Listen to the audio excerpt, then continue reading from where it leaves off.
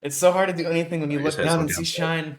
It's actually like the aura is just like radiating on me right now. I can't do anything about it. Hello, everyone. Welcome to the world's finest podcast. I'm Noah. Gentleman to my left is Bohdi, and today we are joined by a very, very special guest.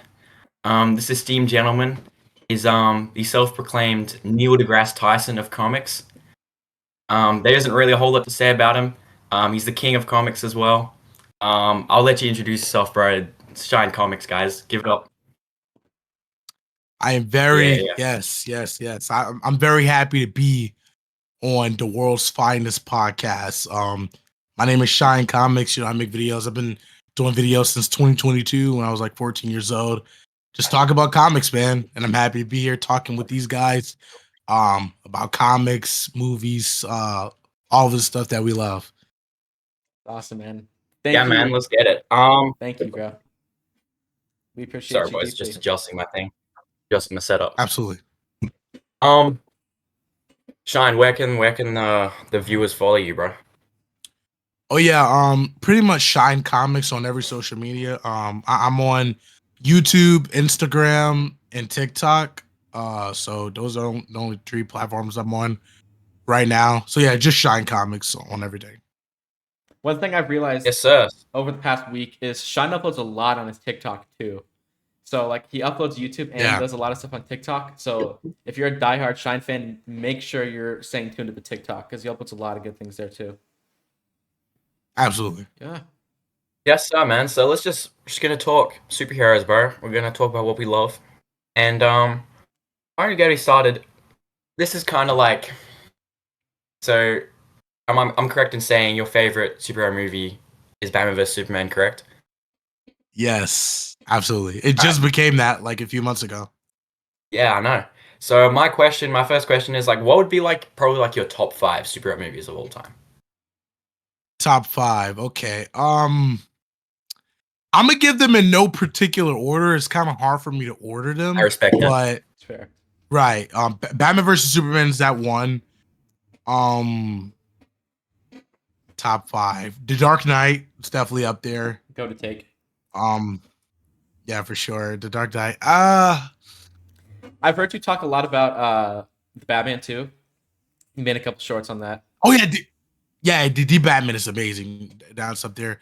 Wow, the top 3 movies are all Batman. It's weird. What else? Spider-Verse? Spider-Verse. I don't know if. Spider-Man 3. Spider-Man 3 is up there. Yeah, for sure. yeah. Bro. Go to take. I love that. In the top 5. I like Spider-Man 3, Spider-Man. but I wouldn't put it in my top 5. Sorry. It's definitely top 3 Spider-Man. Absolutely. Definitely. Yeah, I love that film. And for 5, I'll put. Wait. Huh? But did you just say it was top 3 Spider-Man Without movie a of all doubt. time? Without a doubt. Bro. It's to me the best Spider-Man movie of all time. It's Damn. very fair take. I like it, but Yeah. I love it.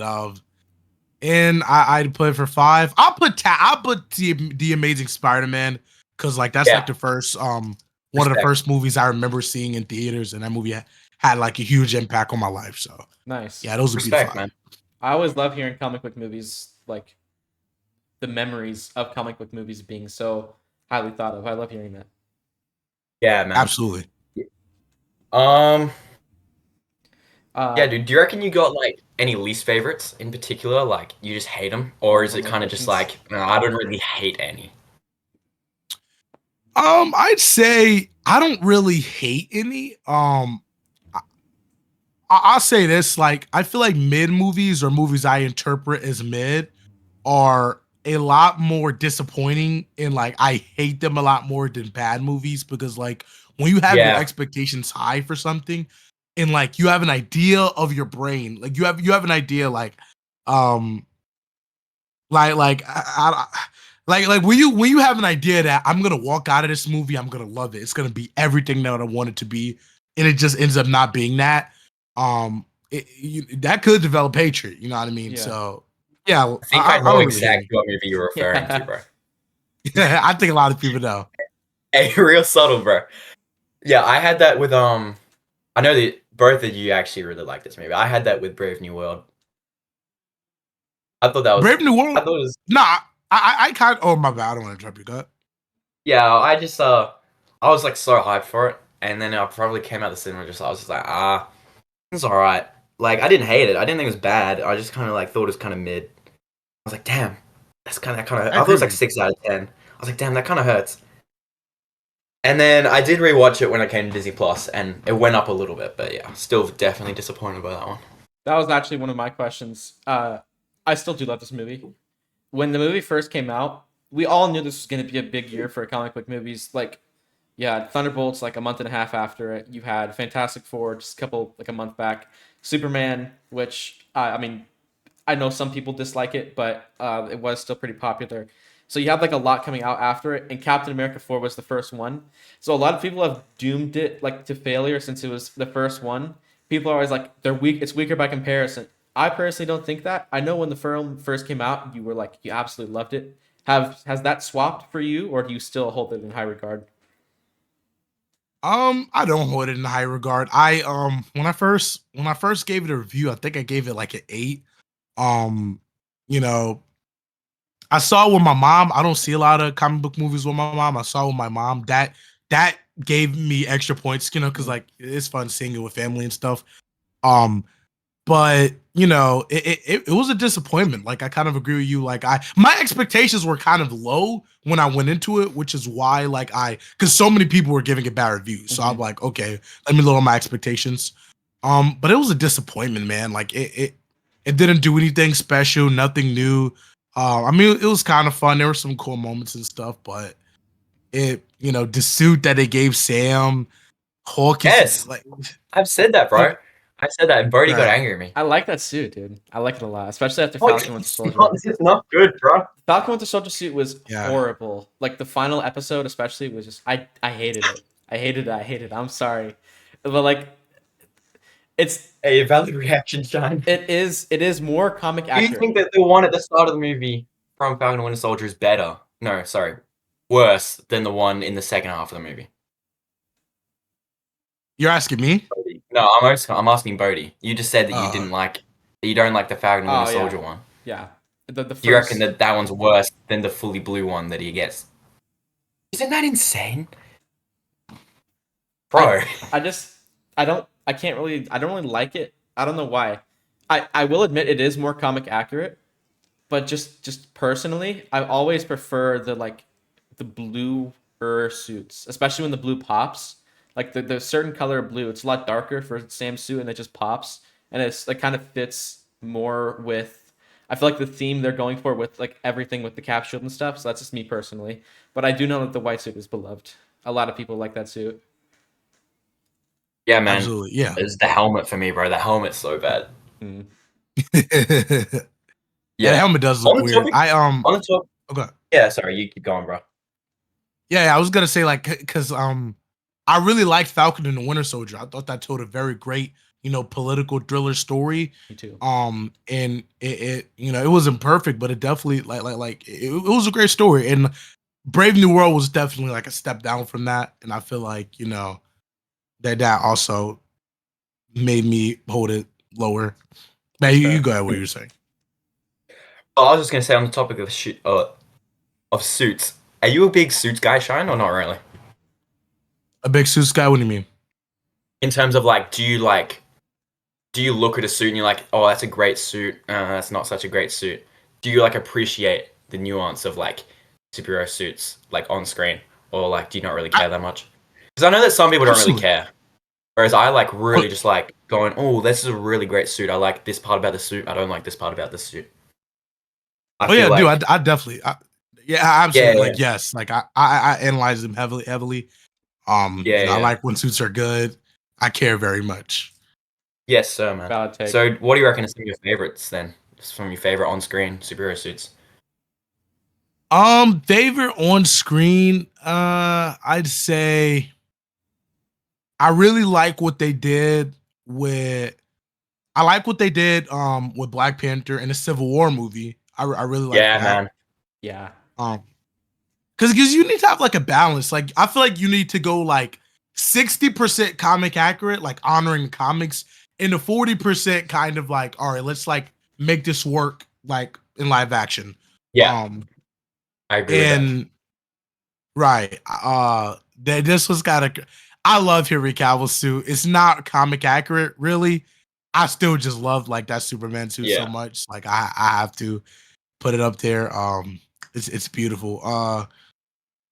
I really like the Green Lantern suit. I from the Ryan Reynolds movie. Like I think it's fully CGI, but it works. Like because that's kind of how it's supposed to be. Like it's a construct. It's not cloth and stuff. So I like that, and I like Captain America from like Civil War. I feel like they brought his suit from the comics very well to live action. Dude, you just cooked so hard. I don't think. So hard. With Green Lantern, I've always so cool with the 60-40 comparison, saying how it's got to be comic accurate, but also work for live action. I've always thought that. I feel like a great superhero suit is like very clearly it just takes what works about the comics and it adapts it in a way that fits on screen. Because obviously, like certain things you just can't have. Some suits just don't really work in live action if you just have them running around in like skin tight type things. There's just ways you can adapt it to make it look awesome. You know what I'm saying? Like the body armor. Right. I also want to add Daredevil. Oh, yeah, that's exactly what I'm saying. Which one? Which Daredevil suit? I love all of them. Season 1 from the original series is probably my least favorite, but season 2 is like my favorite. Yeah, because season 2 and 3 are like the same one. Yeah. I like the Born Again suit a lot.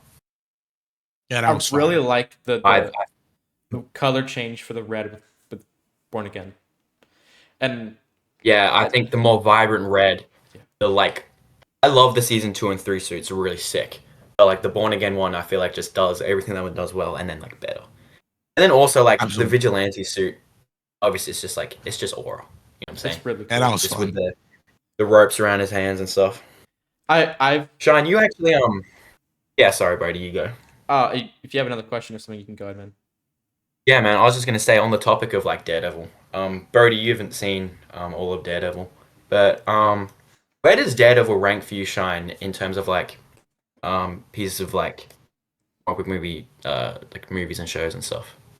Like I remember you did like a video, it's one of your really old ones, like talking about it. Do you still like feel the same way? Like it's like really good and stuff, or? Absolutely. I think Daredevil is easily one of the best, TV shows. I like just comic book media as a whole, like how it, adapts to comics and like pays homage to it. Amazing. And I think Luke Cage, I also like, I think season 2 of Luke Cage is also like on that same par, which is like brilliant, in what it is. So yeah, absolutely. Like I love those 2 shows. What would be your favorite season of Daredevil? Definitely season 3. Yeah. Correct answer. Daredevil is, for me, out of like all of Marvel, my only 2 Marvel projects, other than Spider-Verse, my only 2 live-action Marvel projects I give a 10 out of 10 is Daredevil and Guardians of the Galaxy 3. I'm just a Guardians of the Galaxy 3 glazer in general, but big glazer. Daredevil's so good. That's like probably my top 3 shows of all time. And it is in my top 3 shows of all time. So good. I love that show so much. And then what would you think about Born Again in comparison? Do you like Born Again a lot or not really? I think Born Again is fine. I like certain parts. They reshot almost the entire show, so like you can really see those reshoots. You can see which episodes. You can see which episodes are new and which ones are old. Yeah. So I don't have like. I think a lot of it's fun. I just really hope they like get in them comics, bro, and adapt. I want to see Chip Zdarsky's run on the screen. Yeah, man. Yes, sir. So I hope they lead towards that. But yeah, it's cool. I want to see Elektra back. I have high hopes for. I do not, bro.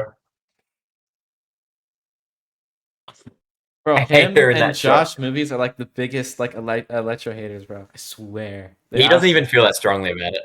I hate her in his review. I remember he made a season 2 review and he was like, I did not like it, like I did not like the love story with that. Yeah. Oh, dude. She just like, there's just some character, because you love Matt so much, the way she treats him just makes me like hate her so much. The I feel casting you. is great. The casting is great and the performance is great. But just just the entirety of season 2 is just him choosing between like his personal life with the people he loves and then Elektra. And it's like, why do you choose her, bro? And I get it. It's like he loves the suit. He loves donning not the cowl, but whatever. But like, bro, she sucks, man. It's Hey, just they hard can to give her. watch. Hey, they can give her a redemption arc though if they adapt I do Zdarsky's think run. if they do that, that'd be great. That is true. I do think. Absolutely. I always just feel like the romance in season 2 between him and Elektra always just felt forced as well. I agree. Getting Yeah, I hate her. I hate her, man. She sucks. Getting into comics a bit, I can hear you kind of talking about Zdarsky a bit. In terms of Zdarsky, I know right now he's doing Cap. I'm caught up with the Cap series. Phenomenal. I'm absolutely loving the direction we're going with it. After this Cap series is done, I think they're doing 12 issues. No. It's ongoing. Oh, it is ongoing. Okay, sweet.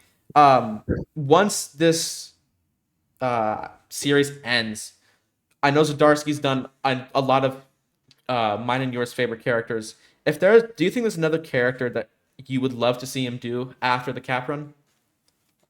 Hey, great Absolutely. question, bro. Absolutely, yeah. It was a great question. And answer is Black Panther. I want to see him do Black Panther. Yeah, I need to say that. That was nice. And that was actually going to be my next question too. With Christopher Priest, he is doing the Black Panther run right now. You have talked about it a bit on your channel. There's a lot of runs going on right now. We have Crypto. I don't know. I'm pretty sure you're caught up with that. We have Crypto. We have Immortal Batman. We have just all these runs going on right now. Out of all of your runs, would you say Priest's Black Panther run's your favorite? Honestly, probably, yeah. I'm trying to think. I'll be honest. A lot of the comics like I've been reading, I'm buying them and I'm reading them, but a lot of them are kind of like, all right, I read that and move on to the next one. Forgettable. But yeah, Prius is, yeah, kind of forgettable. You know what I mean? But Prius, that one, I'm trying to think. Yeah, that was one of the first I read every single time. It's beautiful, but it got delayed. I don't know what Joe Quesada's doing. Dude. That's crazy. Yeah. 3 issues got delayed. I'm so freaking mad. Like, so, but yeah, that's definitely easily top 2. Easily. Nice. With Captain America. Yeah. On the topic of comics getting delayed, you made a video talking about Jim Lee's current run getting delayed because his art takes so long.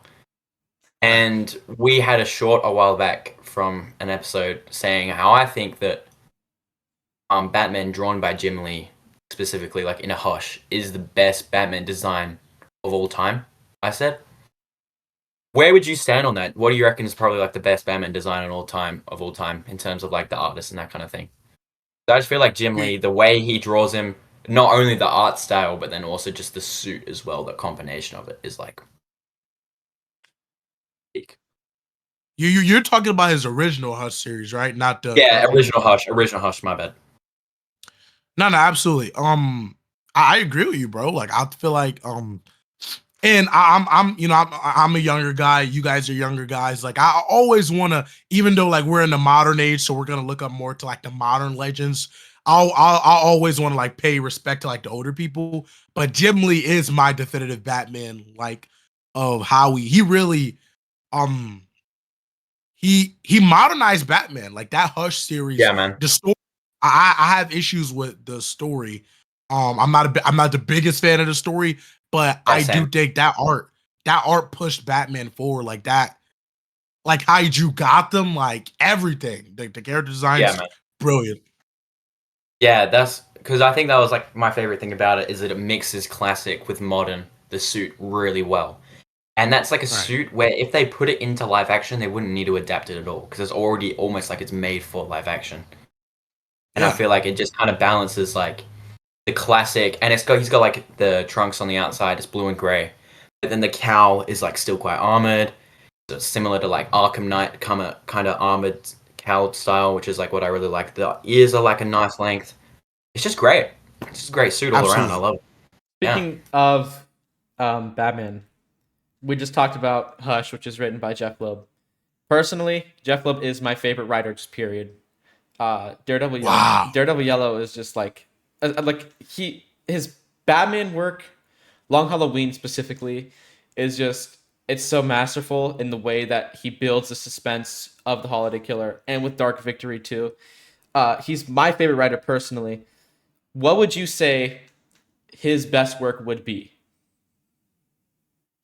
His best work would be I kind of embarrassingly haven't read a lot of Jeff Loeb. I've read his back. Honestly, for me, like like you're talking about his writing work or just his writing or the work overall. I would say just the writing, because he does a lot with Tim Sale, and I think that's like one of the things that makes me like the comics so much is Tim Sale's art. I just said just writing, just story based. Okay, I haven't read a lot of them, but I'd say the best writing that he's done.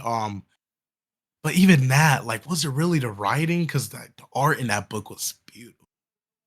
I guess I'd say Hush. I haven't read a lot of Jeff Loeb because I was thinking about saying I forgot what the book was called, but it was I talked about it where Spider-Man was basically mourning the death of Captain America. Yeah. Spider-Man Blue. No, not Blue. Oh, no, not that one. Yeah, like he was like mourning the death of Captain America. It was like, dang, I forgot. David Finch did the art, and it was beautiful. But I'd say Hush because he did create Hush, and Hush is a cool character. So yeah, I'd say Hush. Do you think Hush should be implemented in live action anytime soon with Batman Part 2 or like anything in the future DCU?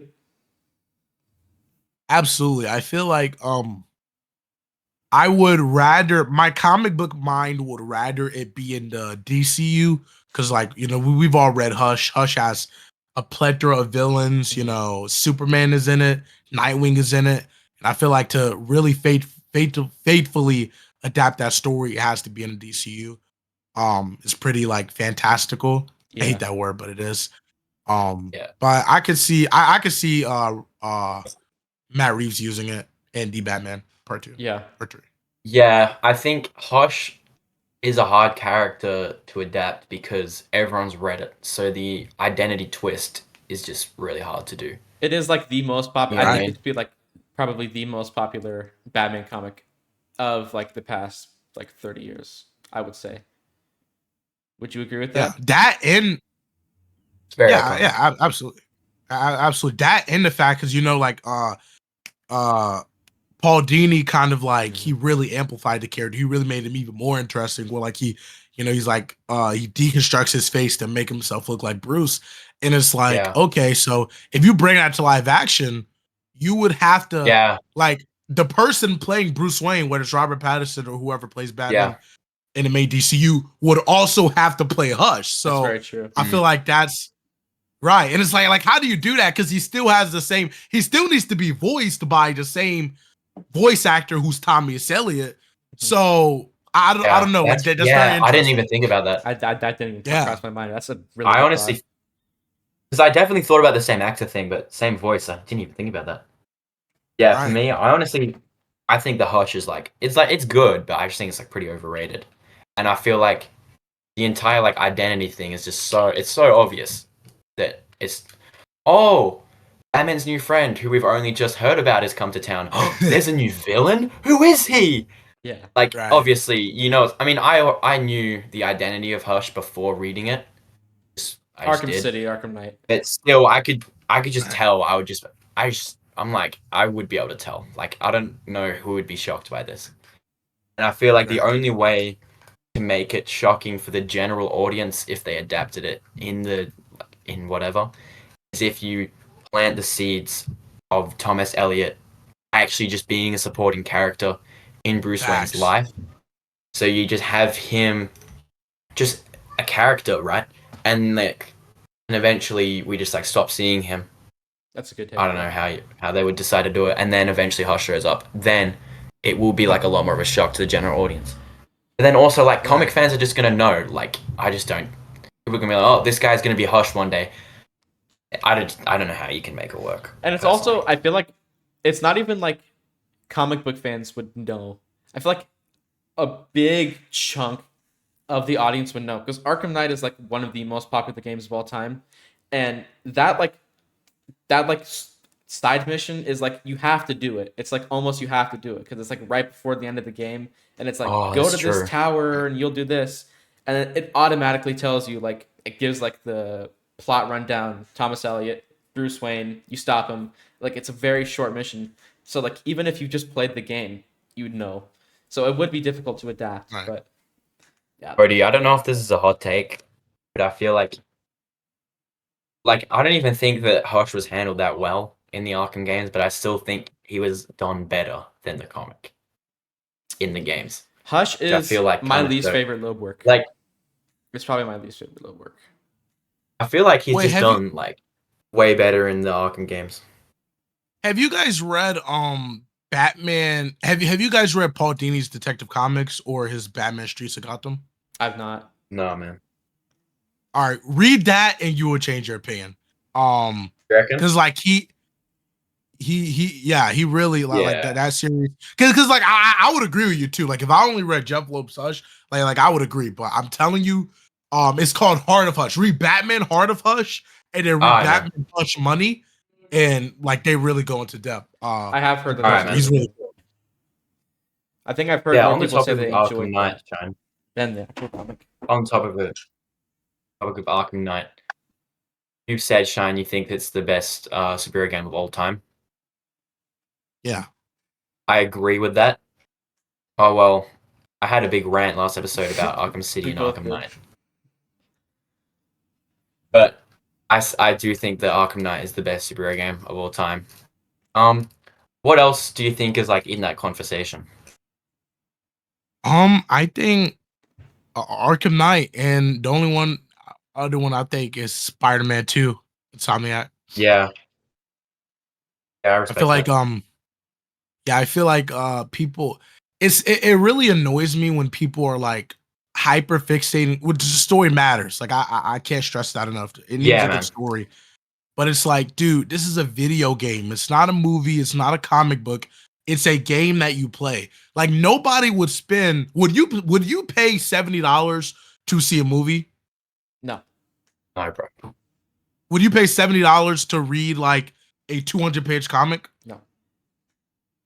If a new Batman game got announced today, a new Arkham game, would you pay $70 to buy it? For sure. Yes.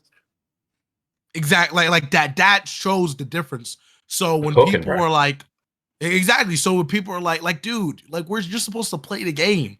It objectively has the best gameplay. That's who you pay $70 for a game for, and it has an amazing story. And I don't really understand the hate for the story. I mean, Kevin Conroy gives a beautiful performance. People hate the story. People dislike it. Really? Yeah. I didn't know that. I was shocked when I found out too. People talk bad about the story. Like they get mad at like Jason Todd being the Arkham Knight or whatever. If you guys watch No Shade to Cloud Puncher, Clown Puncher like 139, I think he is. He's warmed up to the game now. If you watch his older stuff, I've heard of that guy. He's like ranking the 4 Arkham games. Number 4, Arkham Knight. The more I play this game, the worse it gets because the story's bad. And I'm like, what are you even talking about? It's crazy. Yeah. I've heard people saying Arkham City is the best story, but I've never heard anyone say that Arkham Knight is bad story. It's crazy. And even with Arkham City being the best, like I'm not gonna lie, I low key because you guys are OGs, right? Like I'm gonna ask you, how do I feel about Arkham City, or how have I felt? My first Shine Comics video that I ever saw was like, if you think that Batman Arkham City has a better story or is a overall better game than Batman Arkham Knight, you're a weirdo. Stay away from me. I'm not even kidding. One night. I remember that video. It was like I watched the video like 10 times, bro. I was like, damn, bro, what is this? Who is this guy? I need to watch this guy. Whenever I first get into a YouTuber, I like watch all of their videos.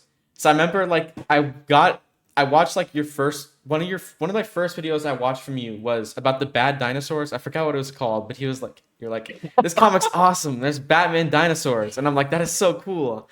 And I just started scrolling through all your shorts. I don't even remember that. And I had like the shower on. What I was about to get in the shower. I've not seen that video. I was about to get in the shower. And then it pulled up the Arkham Knight video. And I'm like, This guy's cooking. This guy's cooking. He knows ball. And I was like, dude. As soon as I watched the video, I'm like, he's a goat, bro. He's a goat. Thank you so much, man. Like, yeah, that's crazy. Yeah, Arkham City. I've kind of warmed up to Arkham City a little bit more. Like, it's I don't know why. It's just so fun. Like, I'll say this. I ain't gonna lie. I low key kind of like Arkham City now. I ain't even gonna cap. Like, I gotta like it because, like, I feel like the atmosphere is great. Because Arkham Knight, I love the atmosphere for Arkham Knight. Arkham Knight is super fantastical. Like, it's grand. Yeah, man. That's like Arkham Knight is something where like the Justice League exists in this game. Arkham City is not like that believable. Like, there's Justice League Arkham City. I don't believe that. Hey, Arkham Knight. Why didn't Batman call the Justice League? Is he stupid? Is he stupid?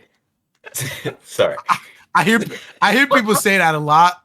I don't know if they're joking or not. I always kind of thought. No, we're joking. We're joking. Batman Arkham. Nah, I know you guys are.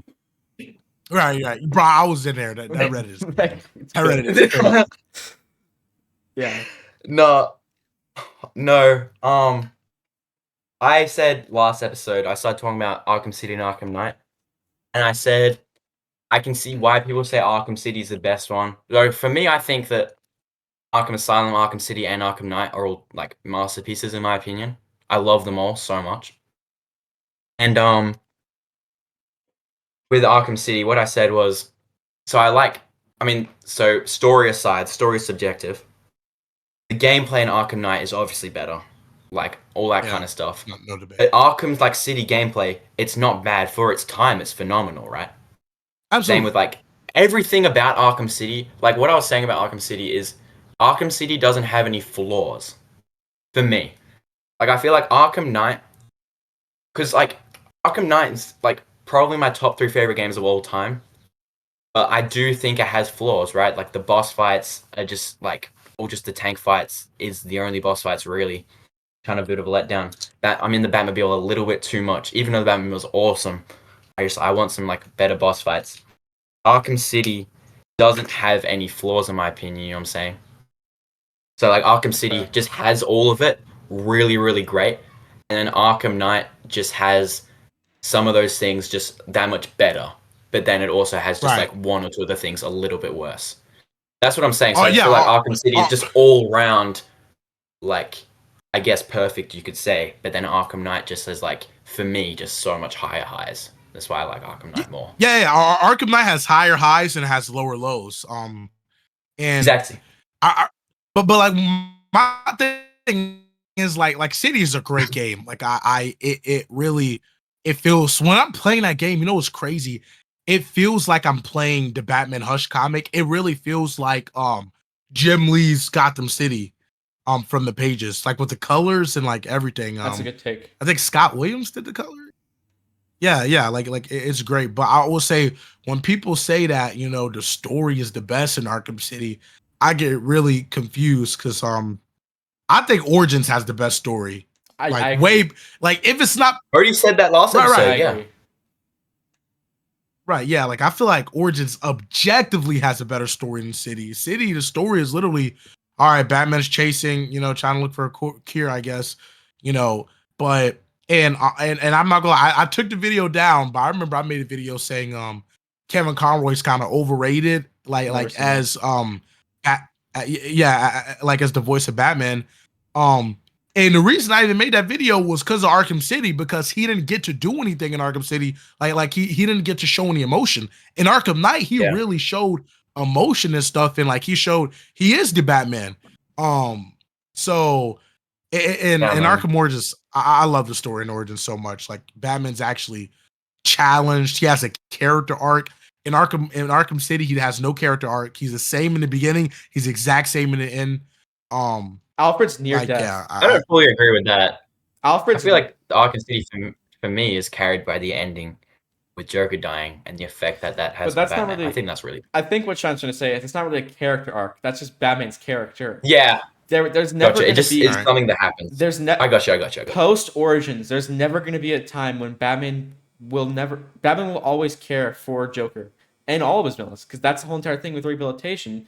If there is a no-kill rule, you have a sense of morality and a sense of care for the people around you, that you don't kill them. You think they have value and you think they have human life, which is one of the things with killing Right. Joke, which is like the biggest part about killing Joke, which is my favorite thing about it. But yeah, man. A little bit embarrassing. Yeah, I actually haven't even I haven't played all of Origins. I know it's pretty embarrassing. it's not remastered. You can't blame me, bro. Wait, no. So I got it for Christmas like 2 years ago. Because I had an Xbox at the time, because Xbox has the backwards compatibility. I got the Xbox 360 like disc, so I could put it on the Xbox One. Oh, And you didn't like, complete it? Never mind. I take that back. You should have completed it, bro. yeah, I just still haven't. I think maybe I got another game and I got hooked on another game or something, and I just like never went back to it. And now I'm a PlayStation player and I haven't gone back to it. But I do really want to now that I hear you guys like talking about it so much. It just didn't for me. Like I'm only a little bit into the game. Like I've done the Deathstroke boss fight. I've done the Electrocutioner fight, and the oh my gosh, Copperhead. I did the first Copperhead fight. I don't think I made it much past that. It just didn't hook me like the other Arkham games did. But I can't remember the specific reason. But I do remember like there was some of it where I was just like, man, this is really fun. But it just didn't have the same atmosphere for me that the Rocksteady games did. But I do want to go back and play it now. I'll have to pull out the Xbox. We're talking about the Arkham games, talking about Kevin Conroy. If you've seen the last video, and I've talked about it a little bit, my favorite film of all time is Batman: Mask of the Phantasm. It is very well praised in the Batman community, but it's very slept on. Have you seen the film? And if you have, what are your thoughts on it? I have not seen the film. Okay, yeah, that's what I was thinking. Because I know you've said, I forgot which one of your videos it was, but oh yeah, it was the room tour from like a couple years back. You were That like, was old. that was a goated video. You're like, Classic. I got my TV, I got all my streaming services, so I can watch my comic book stuff. He's like, I'm not rich, I'm just irresponsible. DC movies. And I was like, I gotta ask him the Classic. question about Mask of the Phantasm. But all right, on the topic of Batman, what would this could include series, like single issues, just anything. While we're talking about Mask of the Phantasm. Just while we're talking about Mask of the Phantasm. Okay. Just you should definitely watch it, Shine. I don't like it as much as he does, but I do think it's really good. I remember he was just like glazing it to me. He's like, "Watch this movie, man. It's a masterpiece." And I just like watched it and I was like, "Yeah, I mean, it's good." But like he glazed it to the point where I was expecting like the greatest movie I've ever seen, and then it's just like it was good. Does that make sense? I think I overglazed it. It is good though. And I went back and watched it since. I'd probably give it like a 9 out of 10. Like a 9.5-ish. It's pretty it's pretty good. Like it doesn't have any like outlying, it's like a 9 out of 10 for me. It doesn't have any like outlying flaws for me. It's just like it doesn't have anything that I just adore so much for it to warrant a 10 for me, because I don't really give them out super easily. But it is really great, and I can see why Bohdi loves it. It's fair. All right. It's got some great moments. In terms of Batman comics, this could be like a whole entire maxi series, mini series. It could just be a single issue. It could be whatever you want. What would go down in your top 3 Batman comics of all time? Can it be like a whole run by It could writer? be a whole run. It could be a whole run as well. I would count that. Batman by Chip Zdarsky. That's my number 1. Brilliant story, man. I love it. I'm not gonna lie. Tom King kind of growed on me. I ain't gonna cap. Like it's but I feel like it's kind of the art though. Like David Finch, what he did with David Finch on Bane, I love. I saw that Bane, love that. Looks absolutely fire. Right, I love that. Let me look. Let me forget. I feel like a lot of it kind of like blends together after a while. I love Scott Snyder's stuff. But Chip Zdarsky's really what just stands like out for me. But yeah, Nightfall is cool, Chuck Dixon. Yeah, I put Chip at number 1. Yeah, fair. What are your thoughts, Shine, on Dark Knight Returns by Frank Miller? Some people like call it greatest comic of all time, greatest Batman comic of all time. What are your thoughts on that? It's none of those for me. It's like it's a cool story. I like it. It's fun. But it's like not that, for its time, I'm sure it was like super revolutionary, but it doesn't stand out for me. I saw a take and it was like Dark Knight Returns, while a cool story and revolutionary for the time, has done irreparable damage to Batman. And it got me thinking, like, I'm not sure if I agree with it or not. It's definitely changed the character. And these are definitely coming from people who like don't like the Ben Affleck Batman interpretations. They're definitely coming more from that angle. But yeah, they're like, yeah, Dark Knight Returns has like definitely done irreparable damage. And I was wondering, what do you reckon are your thoughts on that? It really did change the character. I wouldn't know. I don't know if I would say damage. Yeah. But it changed the character forever. Like Batman will never be the same.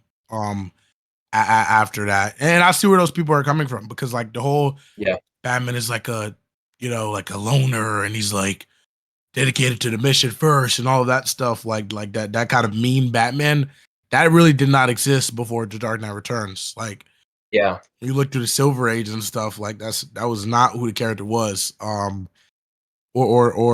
all of those comics. So yeah, I'd say they're kind of right. I would. Yeah, man. And with your new video, especially with Superman, Hope Core ruined Superman. You've also brought up how people call Superman a symbol of hope, and how people see Batman as a symbol of fear. Frank Miller. I hate when people say that, bro. I don't like people say that either. Frank Miller, especially with Batman Year One, there's literally the end of chapter 1. He's like sitting in like his living room, and he was like, I need to become something that they can fear. And people misinterpret that, and they misinterpret just all the Dark Knight Returns as like, this is a symbol of fear. Batman's trying to strike like brutism and just be mean and heartless.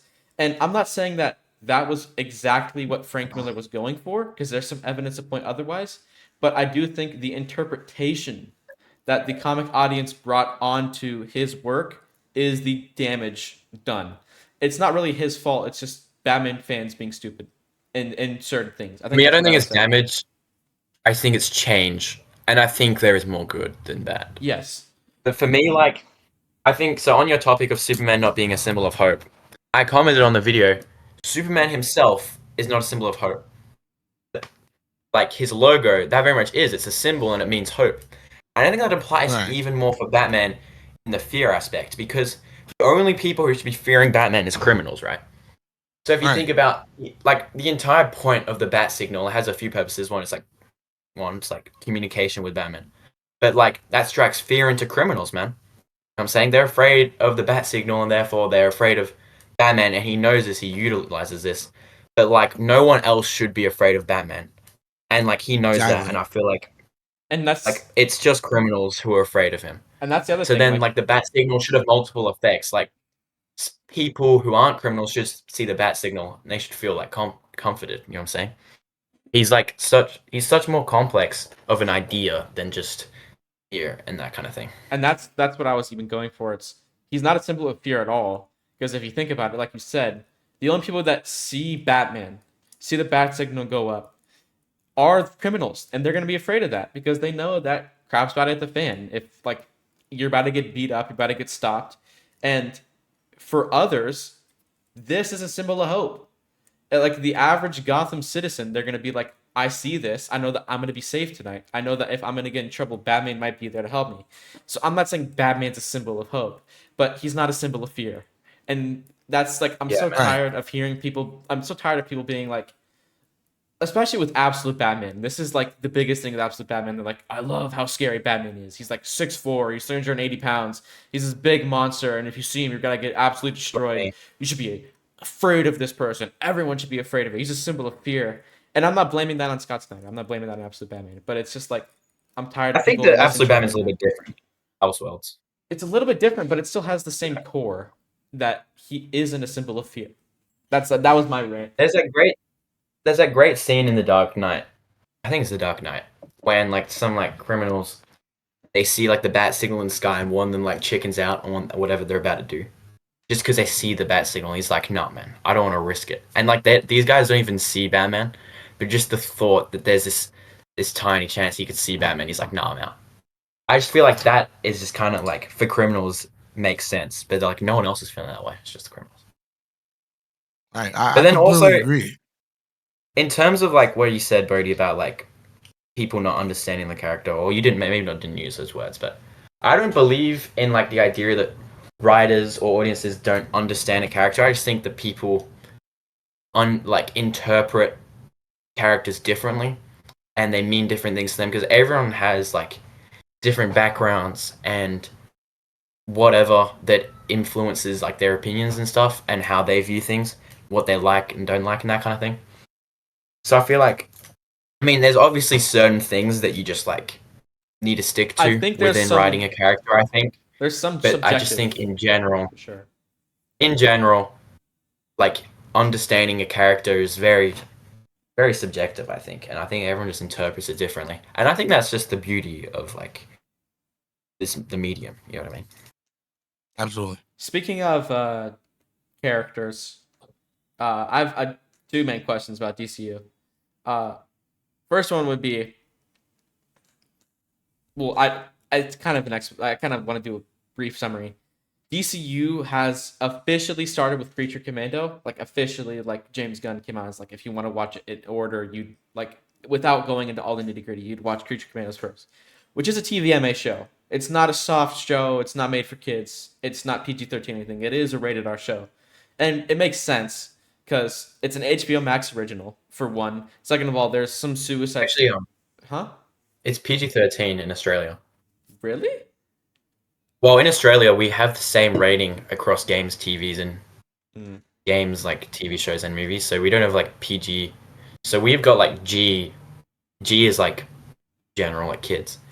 PG, and then PG-13 is M for mature, and then you guys' R is like it's like MA 15 plus, which is like mature audiences, and then we've also got restricted 18. That's all we have in Australia, and that's just across like movie shows and games. What's Creature Commandos? M. Really? I know in UK it's 15, which is like actually surprising because I thought you guys had like the same system. What's Peacemaker in America? I'm pretty sure it's TVMA. I'm pretty sure it's 18 in UK. Yeah, it's MA 15 here. Really? But anyways, Creature Commando. It's pretty rare for something to be R18 here. So if it's R for you guys, it's usually MA 15 here. In terms of just like general, like in terms of the general audience, not many people like are going to be allowed to watch it if you're like under like 15 or 14. It's not a kid's show. And then we had Superman, which was PG-13, and now we have Peacemaker, which again is an HBO Max original.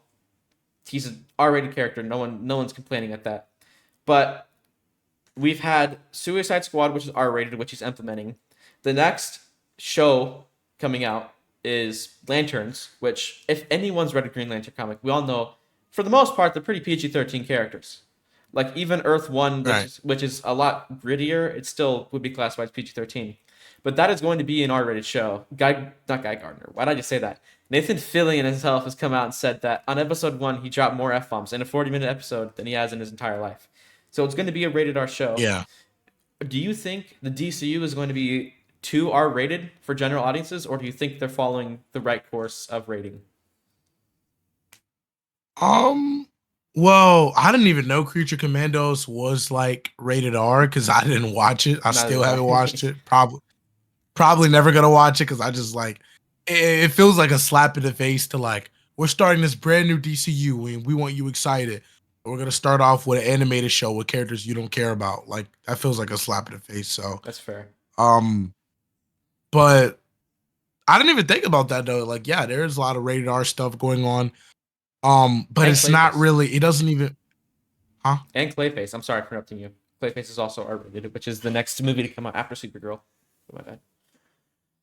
Yeah, that is a lot of R-rated stuff. I didn't even think about any of that, and yeah, I mean that's probably not what you want to do when you're doing movies like that. I mean, um, BVS, that's my favorite comic movie of all time. That movie's R-rated, I'm pretty sure, but I feel like it really kind of leans into it. Like it doesn't feel, Not edgy. it doesn't feel like it's What would make right. BVS R-rated?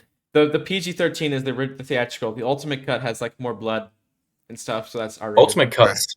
Ultimate cuts M. Yeah, PG-13. Yeah, but I don't know. I guess we'll like see. I'm not sure. I didn't really think about that. Yeah, I think it's interesting because because Peacemaker is obviously the next thing that came out after Superman, and I feel like, I mean, I love James Gunn, but I feel like he's letting what he likes get in the way of the larger universe a little bit too much. Agreed. And I feel like and he kept saying so many times, because he wants people to watch Peacemaker, he wants people to watch the show. He's like, Peacemaker sets up the future of the DCU like crazy. There's crazy cameos and stuff. Imagine like, because heaps of people would have taken their kids to see Superman. Imagine like taking your kids to see Superman and you hear about this next show, Peacemaker, and it's got like a scene. Yeah. Like, there's some like not kid stuff in that show, you know what I'm saying? And imagine just like being a parent and you just show your kid that all of a sudden you're like, whoa, DC's not what I thought. I thought DC was doing a whole new thing. And they're never gonna watch it again. Same thing with Supergirl. It's like that is the next, in terms of like biggest project, that is like as of now the biggest project upcoming in terms of like popularity, because Lanterns is still going to be really popular, but in terms of popularity it is the most next. And like you said, there's that, and then there's also Lanterns, which everyone saw. Guy Gardner, he was like arguably the most like the best character in the movie besides what a lot of people view as Superman. I know you said that is your favorite character in the movie. That is what I saw you that community post.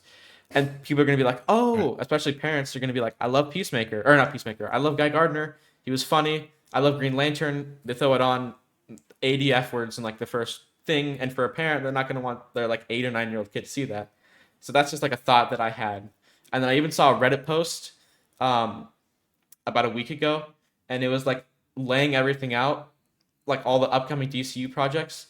And they have like The Authority, which is an extremely hard R like comic like team. That's gonna get scrapped. That's never gonna get. But like just everything laid out. Even the next Wonder Woman show, like the Amazon show, they said that's gonna be like Game of Thrones, and everyone knows Game of Thrones is an R-rated show. So I just feel like they're kind of delving into that too much. And I know some people like R-rated stuff. I'm not blaming you if you do, but it's just, I think the biggest thing is you're gonna be breaking some of the characters' like core values and core like comic accuracy, which is something I know you had a problem with Superman. But like, I get Guy Gardner's kind of a jerk, but just hearing him drop like 80 F-bombs, I know he's just gonna make inappropriate jokes left, right, and center. And even if you enjoy that stuff, just taking out the value of these characters in the comics, it's just gonna be way out of there. Which is like, I think, my main criticism with the future upcoming DC projects. I completely I completely agree with you. Like especially with James Gunn, like even in Superman, like I feel like there was too much cussing in Superman. I feel like that was similar to the MCU level. I think it's a little bit more. My thing is though, like I feel I'm pretty sure Superman cussed in the movie, like he said a cuss word. He did. And I feel like, why is Superman saying it? Like it feels weird to hear Superman cuss in a movie that's supposed to be about hope and being kind and stuff. And Lois Lane cussed a lot of I feel like if you're gonna if you want to include cuss words in a PG-13 movie, it should come from the villains. It should come from the bad people, not the heroes and protagonists of the story. But it's so weird because like in the beginning of the movie, a scene I like, Superman tells Krypto, he's like, "What the hey, dude?" Yeah, he's like, "Yeah." So he goes out of his way not to cuss in that scene, but later on in the movie he cusses. So I don't know. I think, I mean that instance is him getting like, because he's talking about like #supercrap. I think that's the only time he swears. And he quotes it, and he gets a bit angry. Yeah, and I think like it's not like he used it, but I hear you. In the Lex Luthor way, like, you piece of crap alien, end of the movie. I do I do agree with it. I feel like there are just certain characters where, like, Guy Gardner cussing makes sense. I feel like Superman or Batman, it just like, I don't know, just kind of feels off. I do agree with that. Well, like I didn't hate it. It just like it does feel a little bit off to me. and I think the biggest thing is like, it's for the most part, a lot of people are going to be watching DCU projects looking for comic accuracy. And I'm not going to lie, most of the people watching the shows and stuff are probably going to be at least teenagers or adults if you're actually into comics looking for comic accuracy. So having like rated R projects with characters that are like notorious for being PG-13, it's just going to feel off.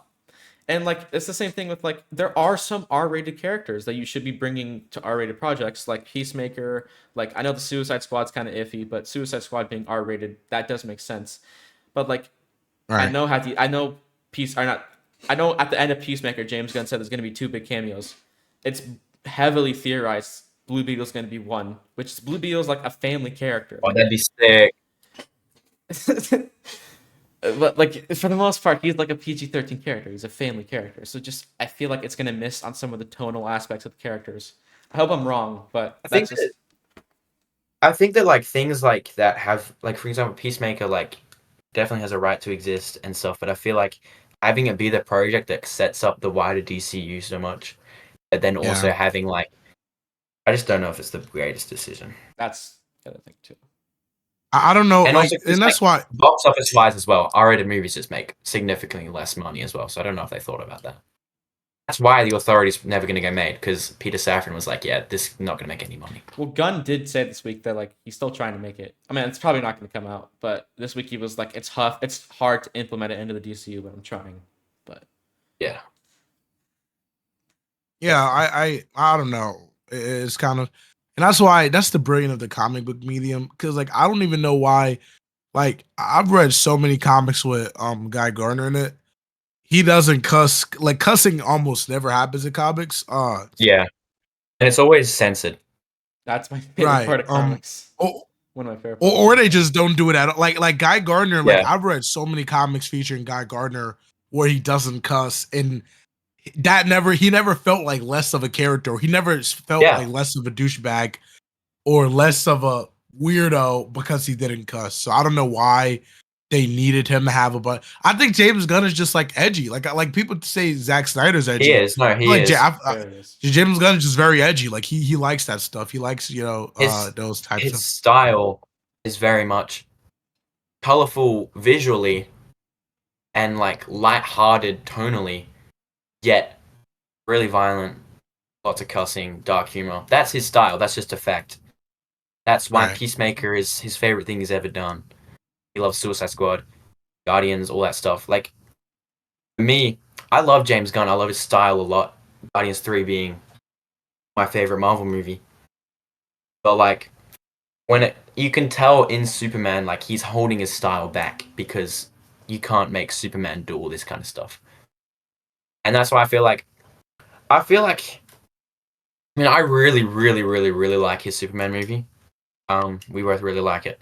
But I feel like him making it was like a good decision in terms of just making people like him and the DCU, because he made the movie, so it makes them, because he's not making the rest of the DCU, not DCEU. He's not making the rest of the DCU. Him making the first movie makes people like associate him with the rest of it, and they're like, yeah, I trust this guy.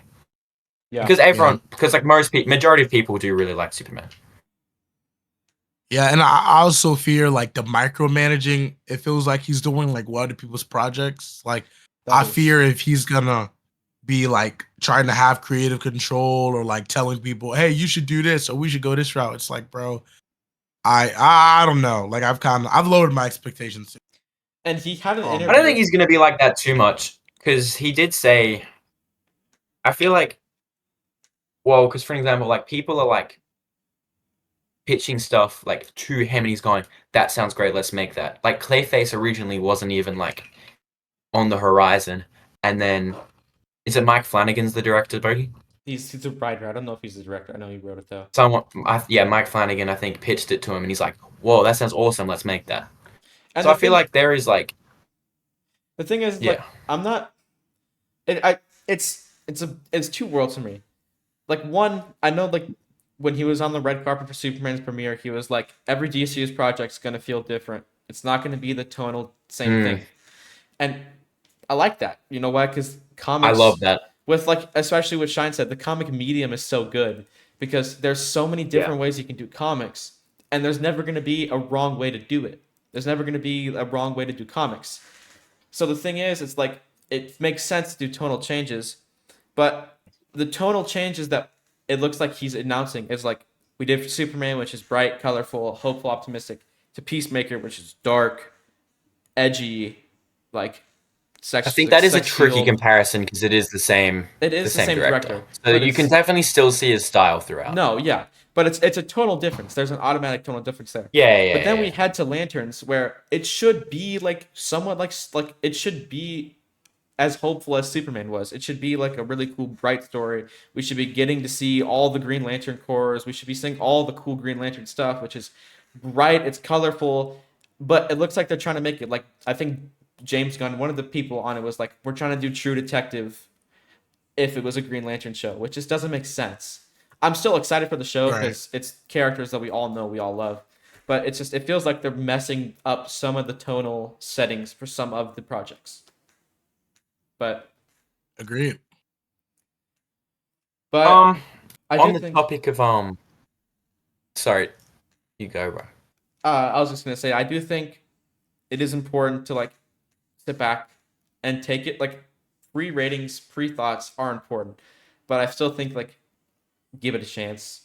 I know Shine particularly isn't a big fan of the DCU, and if you strike out against the DCU, you don't like it. I understand, honestly. It's like I can't blame you for not liking certain projects, but like people like There are me, valid criticisms to be made for sure. yes, people like me who might not be like the most optimistic about some of the changes or some of the things that Gunn and DC's doing, you still gotta give it a chance. But that's like the end of my rant. If my thing, if he messes up Lanterns or if they mess up Lanterns, I'm done. DCU's cooked if it mess up Lanterns. I think it's gonna die faster than the DCU. It's not gonna make if it Hal down. Jordan, if Hal Jordan dies, or if we don't get a Hal Jordan, which like, well, we have a Hal Jordan, but like he's playing by a guy who's literally turned 60 in 2 weeks. Which I get people. It doesn't make any sense. It just It does doesn't. not. Like I don't know what other way to put it. My opinion's definitely changed. And yeah, like a 6-year-old playing Hal, like what? Like Yeah. I like you should have just like the first thing you should have did if you wanted to make a Green Lantern series, just adapt Green Lantern Rebirth. I don't know why not. Like by Jeff Johns, Green Lantern Rebirth. Yeah, Boom, yeah. easy. And at least right Me into the personally- movies where you could just do all of that. And My thing is I don't like to hate on something before it comes out, really. As a general rule, unless I really, really don't like something, I like to just trust, just see what happens. Once it comes out, then I'll be honest with it. Right now, I love Superman. And while I do have some like things I'm like, oh, how are they going to do this? Like some criticisms, complaints about the future of the DCU, I'm still really excited for the future. So I'm just sitting back and I'm just waiting. We'll see how it goes. Yeah, that's my point of view. For people like me and Noah, specifically, like people like me and Noah who were like going to try to like keep up with the DCU and stuff. If you don't, again, perfectly fine. We all understand. But like it is important to remain optimistic it's important to remain optimistic, period. It's the same thing with the MCU.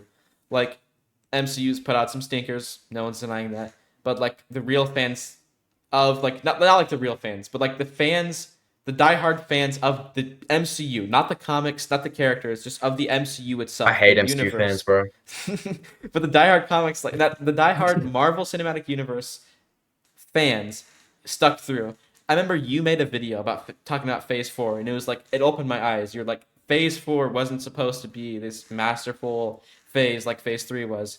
It was supposed to set up projects. It was supposed to do things, and that was like helped me push forward a lot. And I was like, good take on that. But yeah, just gotta remain optimistic. That's my thing. On the topic of Marvel, did you watch Thunderbolts, John? No. Ooh, I recommend. I've kind of been like I've got a bit done with Marvel lately.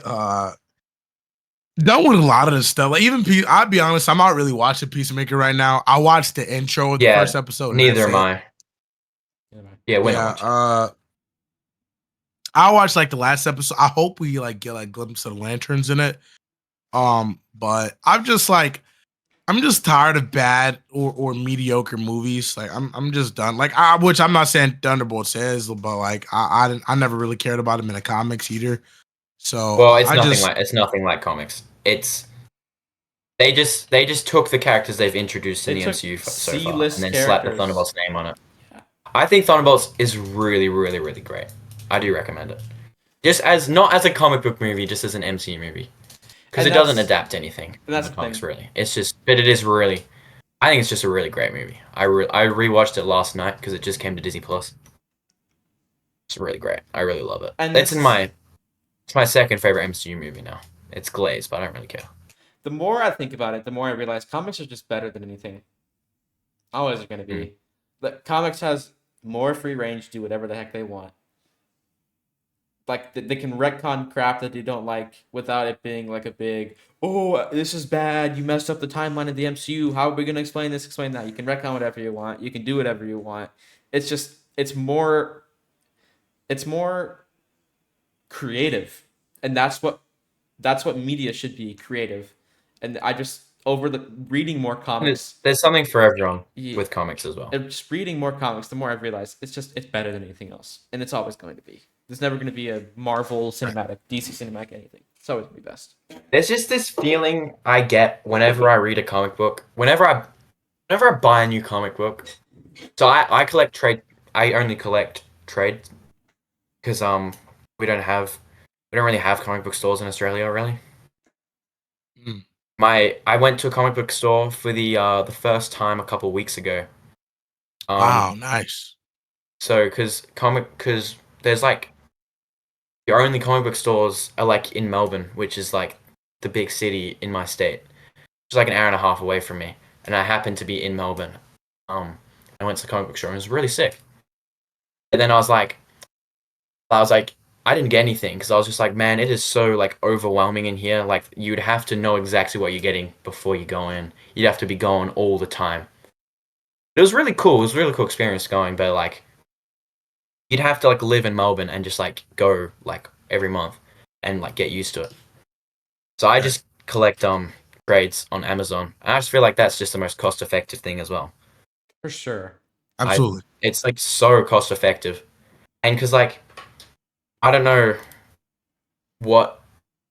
really know if it's an accurate conversion or whatever, but I saw a conversion chart on the wall because obviously comics are all American. It's like US blah blah blah equals AU blah blah blah. It was big majority of like comics like single issues here, it's like 10 to 16 AUD. Like pretty much all of them.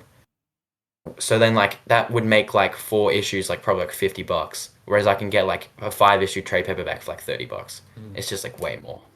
And you paid $30 for a 5-issue. You paid $30 for a 5-issue trade paperback. I didn't. Oh. Wait. No, that's just no. That's just how much they are here. $30 Australian is like how much a trade paperback is. That's like, what is that American? I don't even know. An average paperback is like $20. Like anything more than if it's less than 200 pages and it's more than $20, it's a whip off. Like honestly. Yeah, it's like $30 to $40 for a trade paperback. I got All Star Superman, just like 12 issues, and it was like on sale. It was like $45. Just on Amazon. It's like the most like it's expensive, but it's just like the most like cost efficient. And like I'm looking to collect the full Daredevil Chip Zdarsky. And like getting all the trade paperbacks was like half the price of the omnibus, which is still crazy to me. So I was like, yep, I'll do that. And this is hot take. I think I have a general idea of Shine's opinion on this. Omnibuses are so overrated. Like I can't like hardcover comics unless it's the only possible way I could read the book. I don't like them. I need my paperback. I need my comic issue. I hate omnibuses. The feeling of it. It's so feeling gross. I agree. The feeling of getting a new comic book is just like, it's just like, that's just why I love the comic book medium. I just get this feeling from comic books. It just feels like, I don't know, just like feels good. It just feels right, and it kind of feels like warm and cozy. Mm-hmm. I just feels like, I don't know. I don't even know what the word is. I just don't feel that way with like films. I get I love film, just in general, not even just comic book films.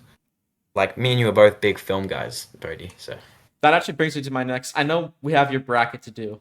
Do you have the bracket? Are we still doing that? We are doing that, right? Man, we got to. Okay.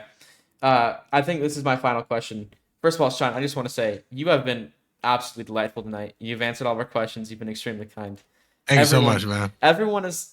A lot of people are like, Shine is so rude. Everyone's subscribed to Shine Comics, is that. man. Everyone's subscribed to Shine. This man's a goat. He is extremely respectful. I don't care what Thank you guys anyone so says. much.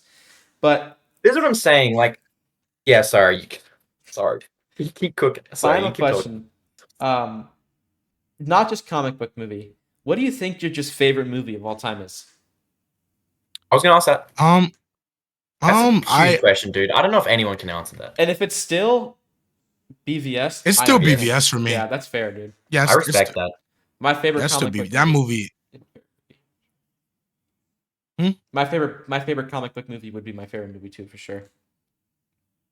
Yeah, absolutely. I wish there are some other movies that I like, but yeah, BVS. Oh my god, that movie's so good. What are some of your other like favorite movies outside of superhero movies? Unfortunately, not a lot. I like Get Out. I like Us. You know, the Jordan Peele films. I love Creed. I I like Sinners. Sinners is cool. There's this new movie. There's this new movie that drops next month called Him. I'm excited to watch that. I've seen the trailers for that. Yeah, that one's gonna be pretty cool. I'm sorry if I sound weird too, guys. I'm coming off of a sickness, so I'm recovering a bit. Chill. But yeah, unfortunately, most of my favorite movies are comic book movies. Nothing unfortunate about that. But like, chill. There's nothing unfortunate. That's good, bro. I respect that, dude. Yeah. I'm the same, bro. Same. Just before we get into the bracket, I just got one more question. Comic book fans / superhero movie fans, like, there's lots of different fan bases out there. Some of them are really great. Some of them suck. Like, what are like some of your least favorite like mini fan bases? Like for me, I like basic MCU fans who kind of just have like zero ball knowledge. They just watch the MCU and they think they're like kings of like ball knowledge. I don't know, man. They really annoy me. They're like, whoa, look. Whoa, Hulk is red! Bro, get out of here. Anyway. And they really annoy me, bro. And they just think they're like the king. And that's the thing. I hate that too, because you're actually you're like the most normal Snyder fan, honestly. But like the Snyder fans who are like you see like the things and it's like, here's how to stop the release of the new Imposter Superman movie. And it's like a whole list of like how to treat Gunn fans, and it's like, and I saw like this one thing, and it was like, I think it might have been like photoshopped. It's probably fake. It's got to be fake. But the fact that I actually don't know if it's fake is a problem, right? Because it was like Snyder fan. Snyder fan. It's like something about a Snyder fan being a terrorist. He's like, I'm gonna become Snyder bin Laden or something like that. Yeah, that's definitely fake. That's definitely. And it's like fake. FBI is involved. I'm like, this is 100% fake. But the fact that I semi believe this, that I have like, there's a doubt in my mind that this could be real, is a problem because there are people like that. That's wild. They're insane. And this is where I stand. And then I just got one more. Okay. I don't feel this way. But like you've had some complaints about James Gunn fans, and I saw one creator I really like, and Lee, he makes like comic book content. He like did a community post doing a full rant about Gunn fans, right? And then he deleted it and he's like, I'm just gonna make it next week's video. And he's just saying how like, because this guy he liked Superman, but he didn't love it. He gave it like an 8 out of 10, and he had his problems with it, but he also had stuff that he liked. Right. And like people who like, and he's like, I will like give like one complaint and they start calling me stupid. They start calling me one of the That's what monkey I'm saying. bots. Yeah, And like they're so. they're like if you don't say this is the greatest movie of all time, you're an idiot. And like there's just and like I understand. Like I'm a glazer of this movie. Bodhi's a glazer of this movie. We both really like it. We both really glaze it. But like some of those guys are crazy, man. And that's like, And it's like, did I mention kindness is the new punk rock? Did I mention? I'm a punk. I love that. I love that semi meme at this point. I do love that, but then it's like they're using it as not even a joke, as an actual like. I love this about the movie. If you don't like kindness, dude. And I remember when Shine hit 90,000 on YouTube. Is that what you hit? The milestone you just hit? Yeah. And it was like, I'm a punk rocker. Yes, I am. That was the title of like the community post you made. Oh, that I love that scene, bro. Bursting out in the laughter, bro. I really love that scene. I'm not gonna lie. Yeah, honestly, to answer your question though, like the fan base I dislike the most. My yapper. It would definitely be Superman fans, honestly, because like a lot of them, I've gotten the most hate from Superman fans more than anybody else, any other fan base who I've critiqued or whatever. So many of them have an idea of who Superman is in their head, not who Superman actually is, not from the comics, not from any actual source. They have an idea of who he is in their head, and that's what they're obsessed with. And whether it's Snyder, whether it's Gunn, whether whoever it is, they're not even critiquing it for what it is. It's just the idea they have in their head. Like even Gunn's Superman, like you guys see my new video I made about how Superman isn't like about he's not a symbol of hope. Like that was never the point of the character. You would notice in that video, I did put Superman in the thumbnail, David Cornsweat, because he was the face of kind of that Hope Corps movement. But notice on the video, I never critiqued his Superman. The reason why is because while there's a lot to critique about that Superman, and I've said it, he was very kind of grounded. He wasn't like about like being a symbol or any of that. He was grounded. He was helping people. He really like James Gunn kind of took like the champion of the oppressed route, which is who the character historically was. So I didn't have that to critique about him. But so many people like they just have an idea of who these characters are in their head, not who they actually are, and it's like it's so annoying. Like when I show comic book proof of like this guy's a champion of the oppressed, he's not this, he's not that, or they'll be like Snyder Superman is evil, and it's like, but this, and this shows that he's not. And like people still regurgitate the same lies. Like I got some stuff wrong about James Gunn's Superman. And like whenever people explain it to me, I'd be like, you know what, you're right. I'll call a spade a spade. Because I only watched the movie. I recently watched it for the second time. I never went to rewatch it like when it was in theaters because I saw it 3 times in theaters. I only saw one. I was so pissed. I'm like, bro, I'm not giving. I can't give you more of my money. But was amazing. That vlog was so peak. Yeah.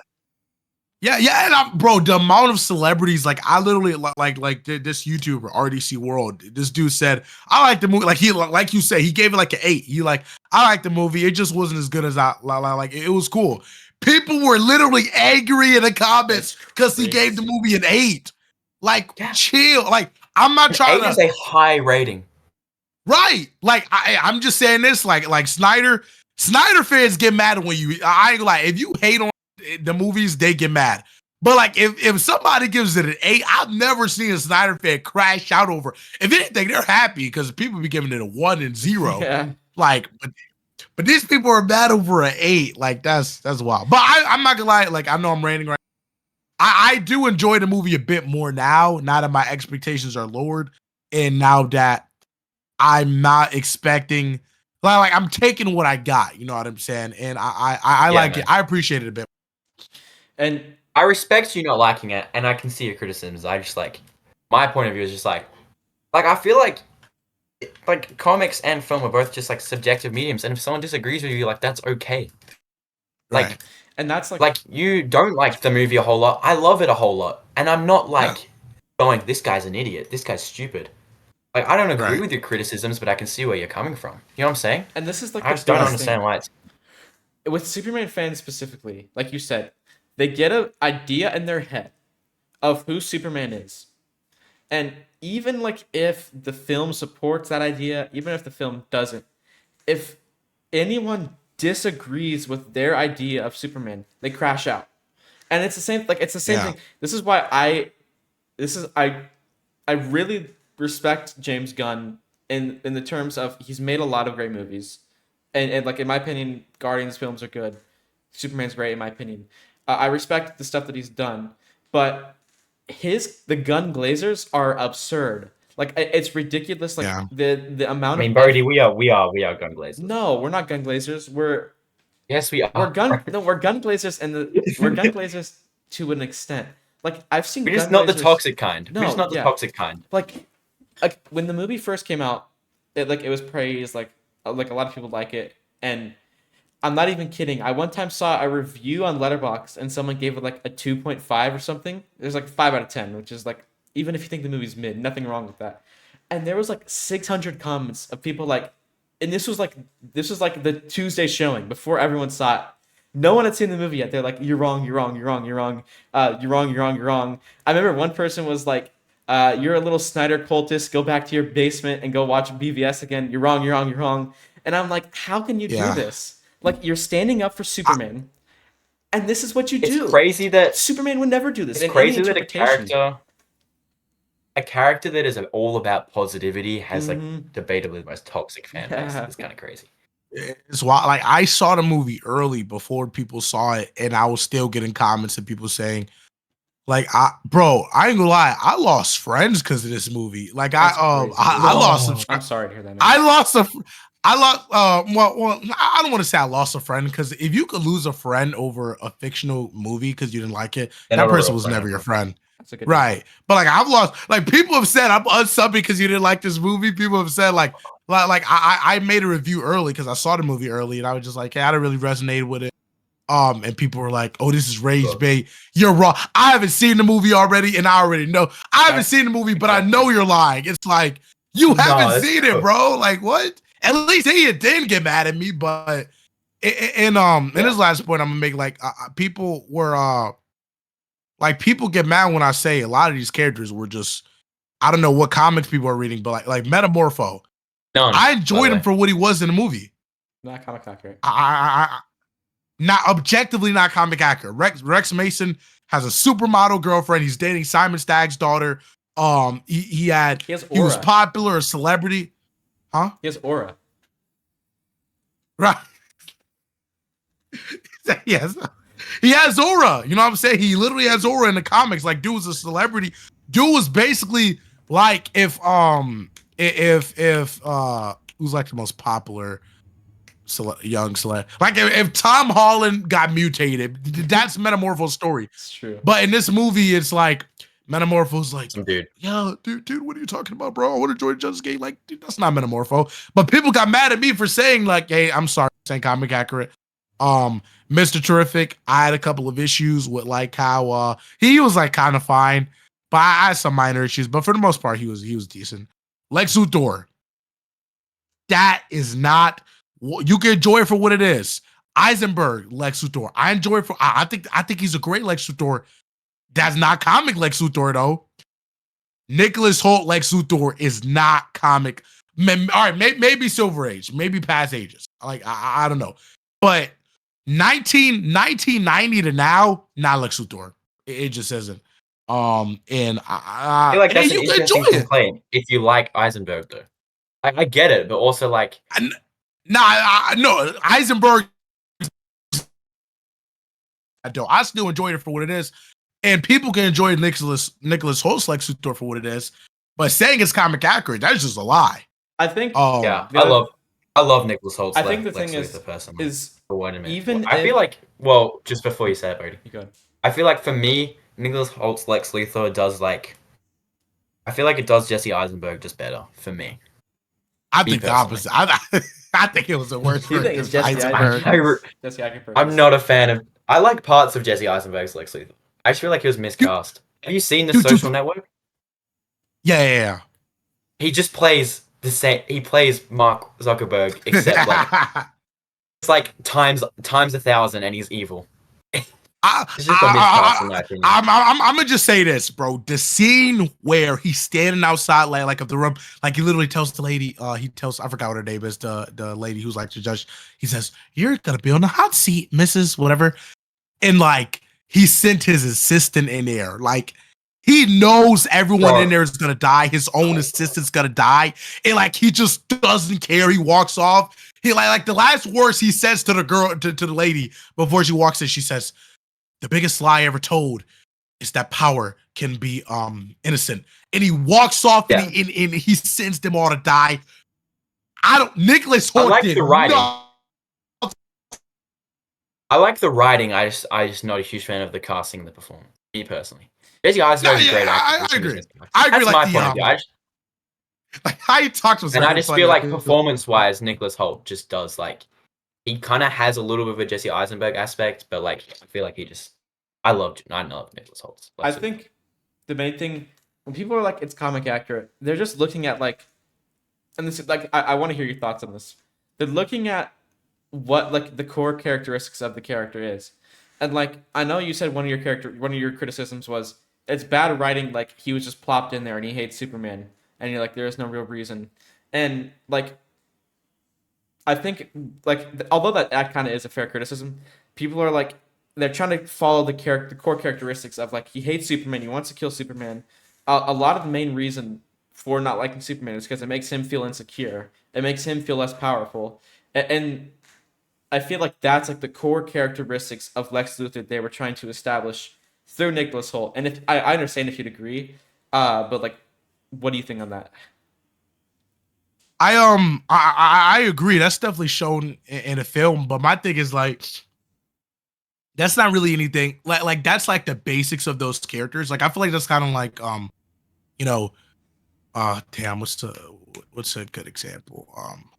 Like Green Lantern and Sinestro. Like Sinestro hates Green Lantern because Green Lantern, doesn't give into fear. Like that's very surface level. Like that's very like that's very, it's way deeper than that. Like their relationship goes way deeper. And that was my thing. I kind of feel like they didn't really explore. And I had the same critique about Eisenberg. Like I felt that Eisenberg's Lex should have been in Man of Steel. He should have been a kid that was like bullying Clark and stuff in Man of Steel. That setup would have been way better. That'd been cool. And I feel like Eisenberg was definitely getting bullied as a kid, bro. He was on the receiving end, bro. I don't know. Hey, I don't know. Maybe they can write him like I don't know. I don't know how they make it work, but that's a good point. Though that's hilarious. but yeah, like Nicholas Hoult's Lex Luthor, like we never really learned anything about him, like as a person, except like he hates Superman. Like he doesn't even.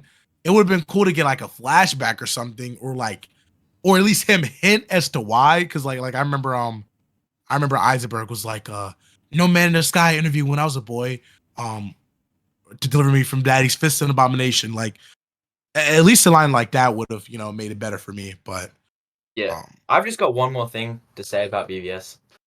Do you think that? So, because me personally, I think BVS is like, it's like probably like a 6, close to a 7 out of 10. I think it's like good. It's all right. Like I feel like there's stuff in it that I think is like really, really strong, and then stuff in it that I just really don't like. And I feel like it's like 3 or 4 things, like 3 or 4 like decisions from being a masterpiece, in my opinion, which I won't get into now.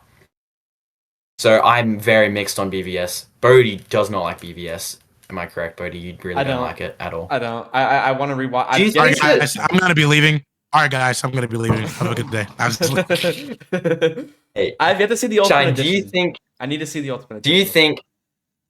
So the first time I watched BVS, I was a young lad, bro.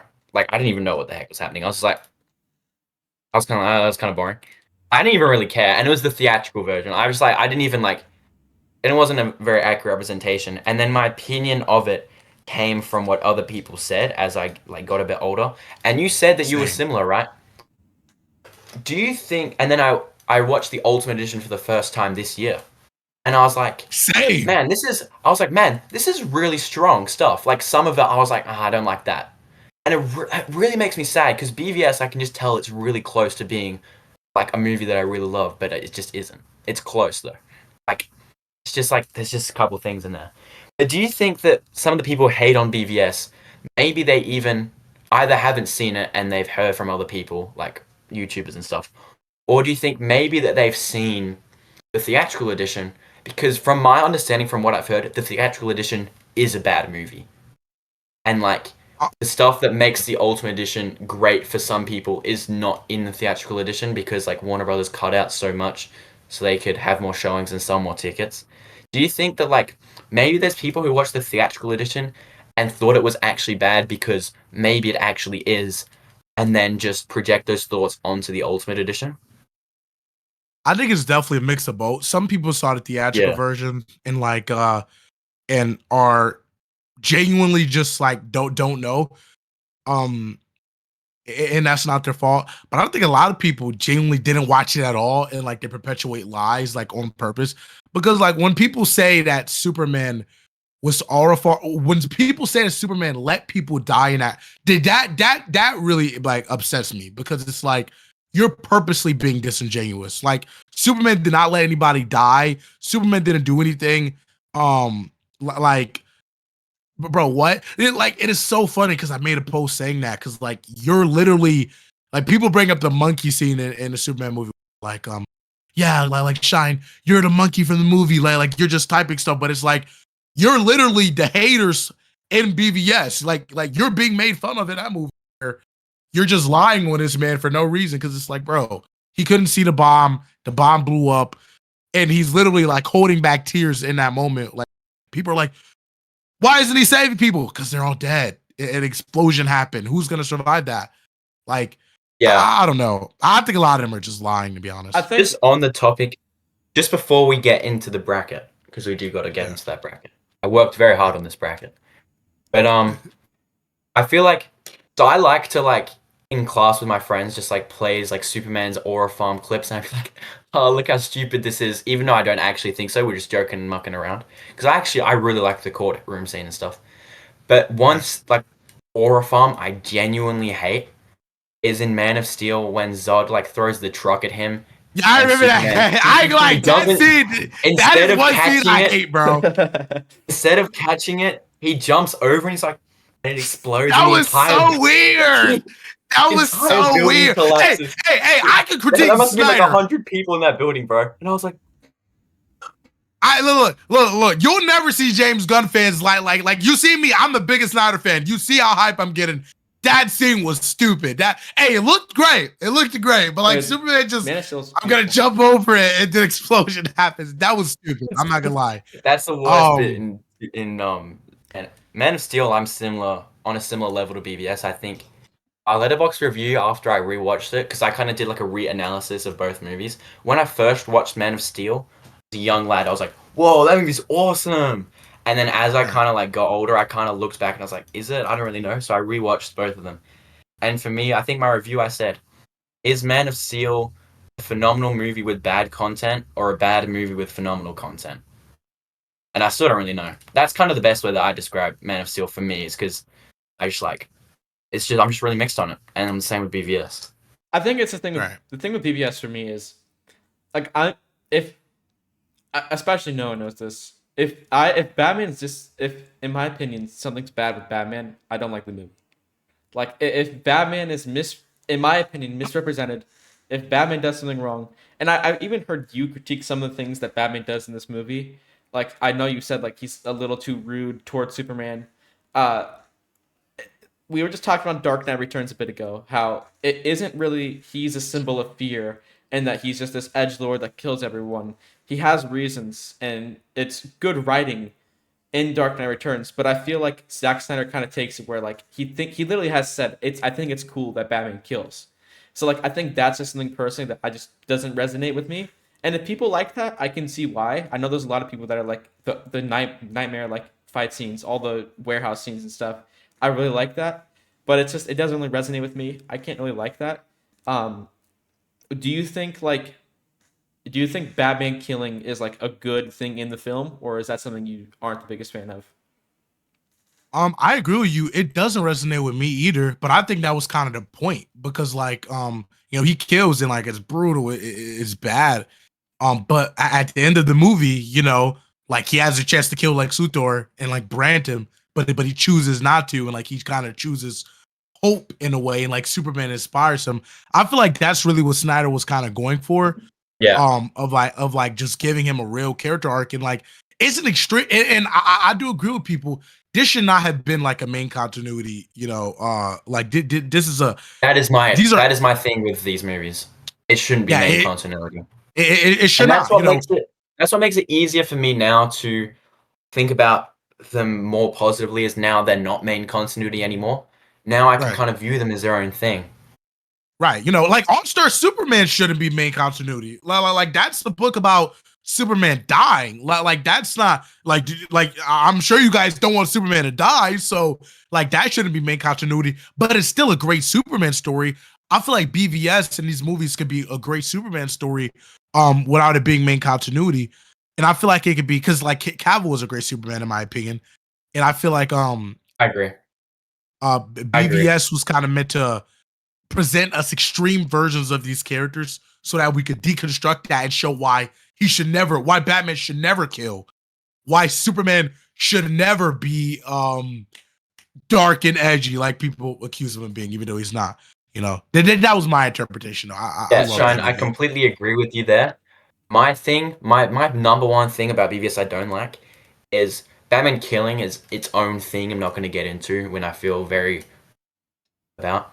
But him branding people, I think, is the most. Thing. Can you just let me cook here, man? Like, honestly.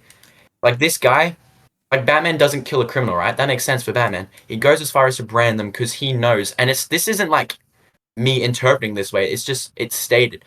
Batman knows that branding this person means they're going to get killed in jail. He's going out of his way to have mercy on them just so that they can get killed in jail. Like, that's not Batman just killing in a fight. That's Batman going out of his way to murder this person. Like, that's for me, I think that's just a step too far into the edginess. That's like something the Punisher would do, you know what I'm saying? Like, I don't get it, bro. I definitely agree with you, but like it also goes into what I think is weird about the film is because I don't know if you remember, but there's a scene that literally shows Lex Luthor paying a guy to kill a person who has a brand. So it's like that kind of makes you think that like is implied like, okay, well, maybe Batman doesn't know these people are being killed.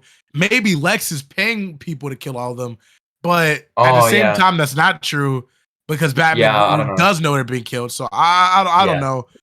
That's what I'm saying. There's just so many things that just don't make a whole lot of sense. And I think the main thing is it shouldn't be main continuity. Like you said, Sean. Like you said, it shouldn't be main continuity. Like if you want to take like one of your most genius videos, you compared BVS to Watchmen, and you went through Watchmen. That was such a genius idea, and the way you broke it down, it just made so much sense. But like at the same time, it's like, was Zack Snyder really meaning that? Like, was that? I don't think so. I don't think so either. But like when you think of it like that, you're like, that's genius. And like if you put it in the lens of, it's a complete mirror of the characters, and then at the end they choose hope. Superman kills himself to save Lois, to save the world. Batman chooses hope and mercy instead of killing Lex. That's like, it's a great comparison.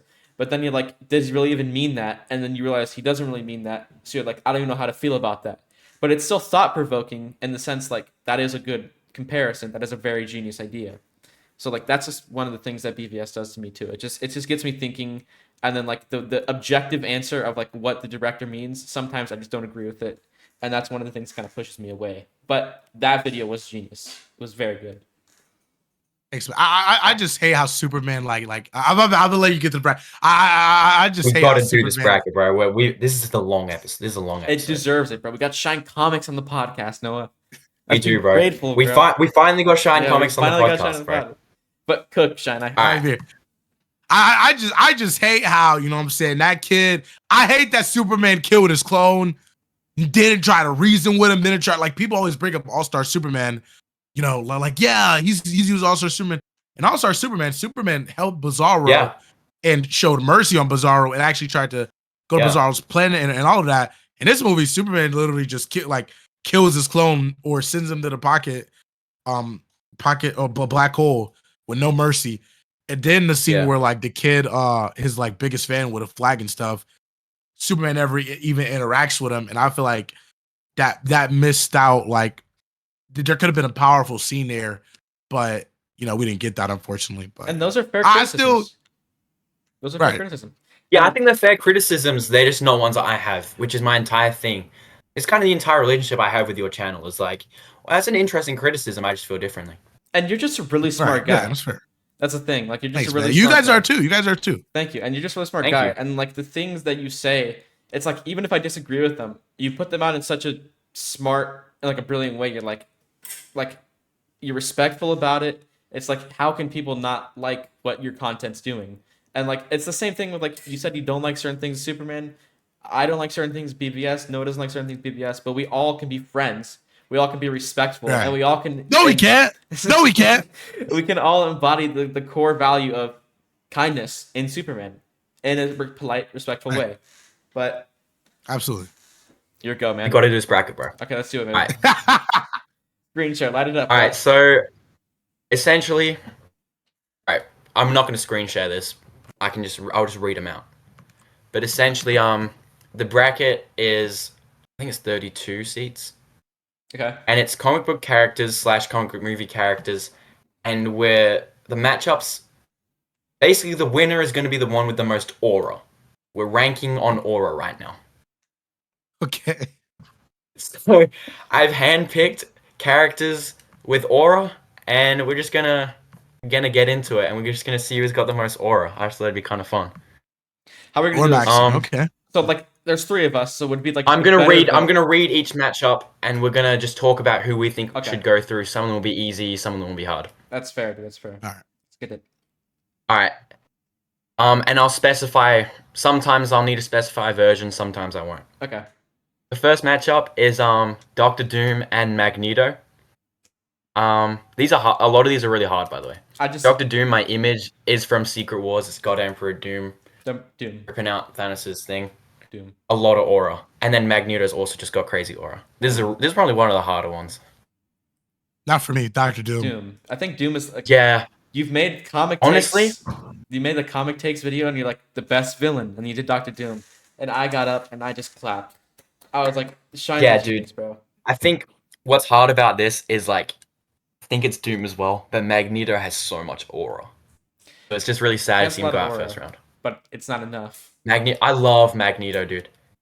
My image I've got used, I don't know if you guys have seen it, but it's Magneto's classic skin from Marvel Rivals, the MVP screen. Pretty tough. What about Magneto's skin? Do we agree, Fortnite? Doom? Shut up, bro. Use Shine Comics code in Fortnite, guys.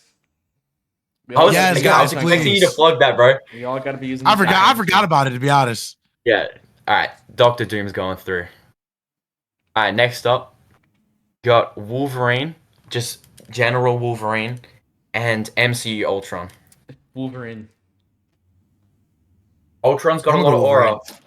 Is my argument. Yeah. No. Everyone agrees Wolverine, bro. We all agree Wolverine. People are going to be arguing Ultron, bro. I was expecting someone to go Ultron. MCU Ultron's got a lot of aura, bro. But look at this. The cover for Shine, have you read Death of Wolverine? I have not, man. Dude. I have not. This was, so Death of Wolverine, so because my comic collection that I've been buying of my own like money stuff is pretty recent. As I told you a bit ago. But I've just got a really small magazine, like single issue collection that my dad had from like a few years ago, and I have like all like the 2014-15 Wolverine run, and then it ends with Death of Wolverine. And I remember just reading. I read all these comics as a kid, and Dad wouldn't let me read the Wolverine ones.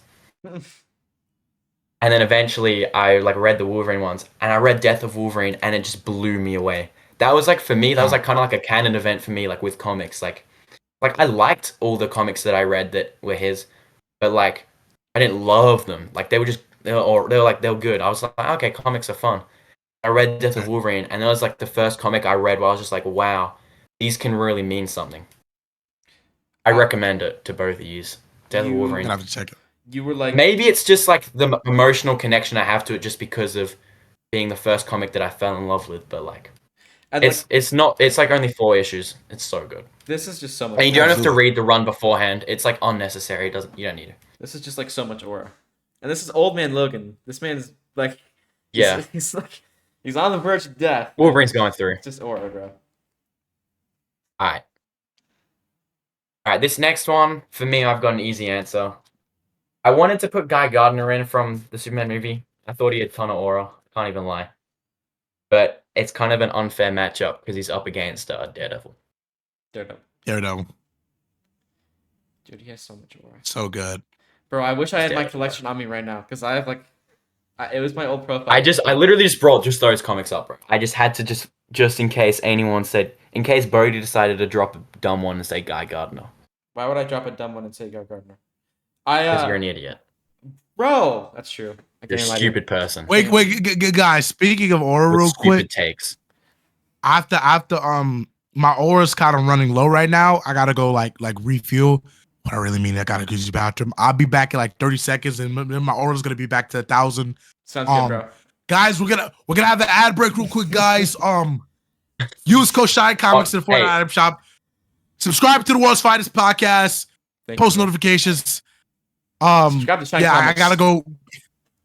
Yeah, subscribe to Shine Comics. Take a bath. Unless you're not a fan of BVS. if you're not a fan of BVS, literally, I hope you step on the Lego. Unsubscribe then? Step on the Lego. I hope you guys step on the Lego. I'll be right back though. All right, take your time, man. My bad, bro. I had to empty the tank as well.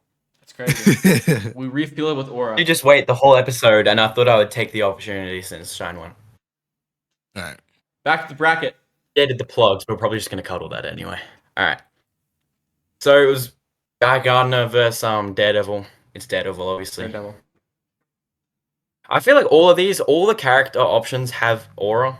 It's just like, All right, Daredevil's definitely going through.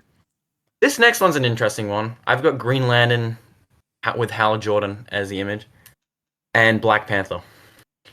Black Panther, bro. I think it's Black Panther, bro. The only thing, like, Hal's cool, but he's a pilot, and that's his coolest aspect. But like, especially T'Challa. T'Challa's my favorite Black Panther, bro. We got all the aura. We've got the cool, especially in the MCU. The beads are really dope. It's just Black Panther, man. The cape he had in the comics was so fire. Cape he has in the comics is great. His aura in Civil War is massive. My guy, I've got the image. I think the image here is, you know how he's got the Civil War suit at the start of Black Panther movie? Mm-hmm. I think this is from that.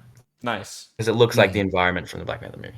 All right, this next one is Spider-Man base form, comic Spider-Man, and the Punisher. And my image for Spider-Man is him crouching in the rain, like Daredevil, like this. So I just. What's the Punisher? That was just. The picture doesn't matter. Okay? We're talking about the character. We're not talking about which. I'm just reminding you, Spider-Man can have supreme aura. Punisher is like Punisher by Marco Cicchetto. That's tough. That's hard. I ain't gonna lie. That's the hardest one you post. Sheesh. Right. There's some harder ones later on. I doubt it. Not harder than this. But I fight a verdict Punisher. Damn, I vote Punisher too. But it's like, it's so hard because Spider-Man's also like widely one of the favorite superheroes. And it's like, especially with just all the nostalgia you have for the character, Punisher is a more mature superhero. I wouldn't even call him a superhero. A more mature person. Spider-Man is a character just because of the nature of the character and his personality. He's a character who can aura farm, but then he loses aura more often than not, and as Peter Parker. It's true. If you think about it. So I feel like it's got to be Punisher. Fair, man, fair. Alright, this next one, honestly, we could be looking at, this next one could be the winner of the whole bracket, honestly. He's definitely up there. Silver Surfer and Ghost Rider. Wow. Oh, that's kind of... And it's not even close. But I feel like it's tough, but then it's also not. Yeah, Silver Surfer. That's hard, though. Bro, and the freaking... Silver Surfer is... And Rise of Silver Surfer, when he went through the surfboard, that was so tough. Yeah. That's just so tough. Bro, honestly, like, Charlotte Bowl in the new Fantastic Four as well. She kind of aura farms hard. Riding on the lava was pretty cool. Yeah, that's for sure. All right. This next one, I've put in a lot of the Superman characters. I've got Mr. Terrific from Superman. And he's going to lose here because it's Symbiote Spider-Man. Symbiote Spider-Man. What do you think, Bodhi? So, Symbiote Spider-Man. I'm glad you said that instead of Venom. Because if it was Venom, it would be clearly Mr. Terrific. I'm trying to think. Mr. Terrific in the movie has so many cool moments. Like, specifically, like, the beach scene with the 5 years' time. That's really cool. He's also just really cool in the comics. And, like, his intellect is explored far more in the comics. So it's kind of hard.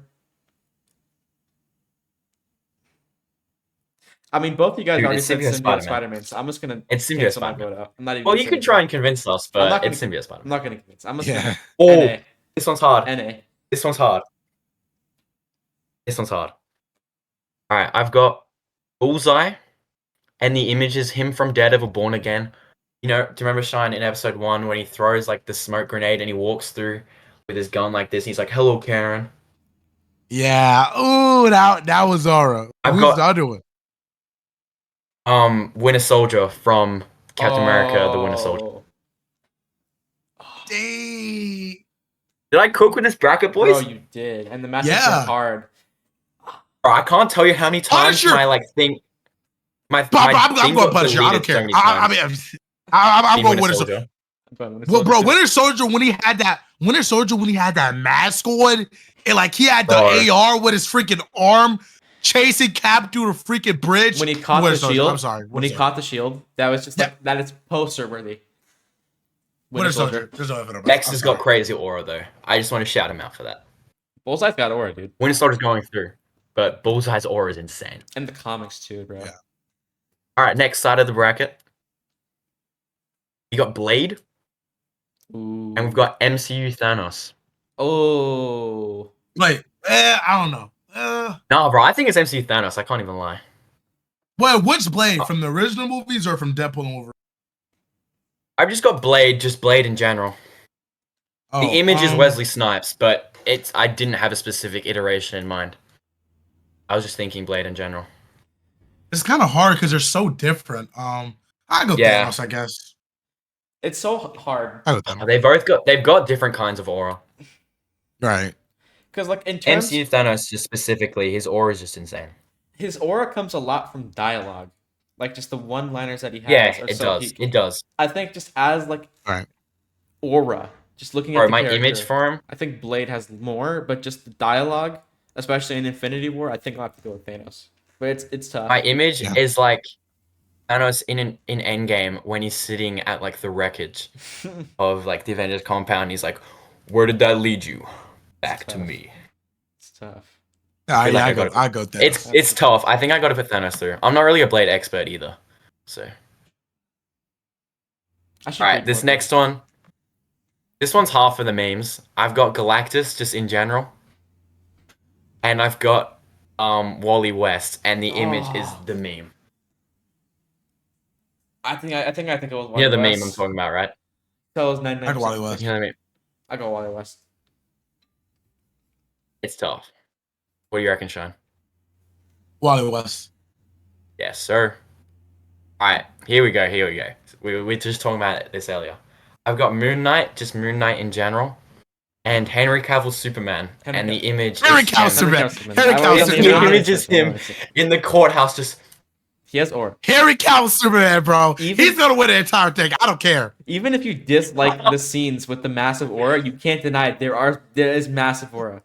Bro. Yeah, anybody watch this podcast? Y'all literally called this man an aura farmer for years, lying on his name, trying to act like he didn't save people or he was killing people. If you don't vote Henry Cavill Superman after lying on him for years and calling him an aura farmer, you're rage baiting. Cavill won. I'm sorry. Oh my god. Yeah, I think. Bro, that scene where he was dragging the ship in the snow. Oh my. First flight. That was peak. First flight's my favorite scene with Cavill. First flight. Period. When it was flying with the lions and the gazelles, dog. Oh my goodness. My 3 favorite scenes in the DCEU is not specific order. The flight house scene, the flight scene, the courthouse scene, and then in Snyder's cut when Flash does like his time reverse thing. Dude, like, the flight scene, and like when Superman, so good. I think it's the Snyder cut, right? When he goes up in space and he's like healing in space. Yes, aura. Oh my god, and he's like, yeah, it's just the aura. It's Superman so for sure. Good. He's so much aura. Yeah. Yeah, man. All right, this next one is this could be interesting. I've got Cyclops, just general Cyclops. Probably more comics because he's kind of trash in the movies. And David Corenswet's Superman. I think it's David Corenswet's Superman. I got Cyclops. David Corenswet. What did he do? He has no aura, bro. You know, after he catches the building and saves the chick, the lady, and she flies, and then she drives away and she's crying. And she looks in the rearview mirror and he's like floating there. He was like, you relax, miss, you'll be okay. Like, I don't know. I got Cyclops. He doesn't even say anything to her. Laser beam. Cyborg. No, it's Cyclops. No, it's Cyclops. No, it's Cyclops. Oh, you said Cyclops? Oh, I thought you said Cyborg. Yeah. I got Cyclops. You're an idiot, bro. No, honestly, like, because listen, I got David Corenswet Superman. No, and also he's got his, like, when he does the, or do you know when he does, like, the laser spin? Yeah, like, he does. And it does a close-up on the logo. And then, like, when he grabs, they're in the pocket dimension, the black hole, it's the big hole. And he's like, it's the slow-mo where he frost breaths the hole and he grabs Crypto. Bro, that scene makes no sense, but I love it so much. It's so cool. That was all right. I mean, Cyclops, bro. Cyclops was going great. I give y'all Superman. And the comics, I give y'all Superman. Because that means next round it's Henry Cavill versus David Corenswet. That's what it means. And we know who is that. That's not even a debate, but yeah. Hey, we'll see. We're gonna go Corenswet, I think. All right, so am I putting? What's that? I don't want to put shade on. Hey, brother. Yeah, here he is. That's what I was gonna say. I don't want to put shade on Cyclops because he's mad aura. I love Cyclops. Cyclops is probably my favorite X-Men. So. All right, I'm putting through Corenswet just for the sake of the next matchup. All right, this is for my buddy Josh movies. We've got Lex Luthor from Superman 2025. The aura farms in that, you can't really deny it. And I've got Wesley from Daredevil, Kingpin's right-hand man. Lex. What did Wesley do? Everything. Well, Wesley's winning this. It is Lex. Wesley's going. It is Lex. Wesley is the supreme aura. No, bro. I think Wesley. Guys, Wesley is the aura farmer. Wesley has aura.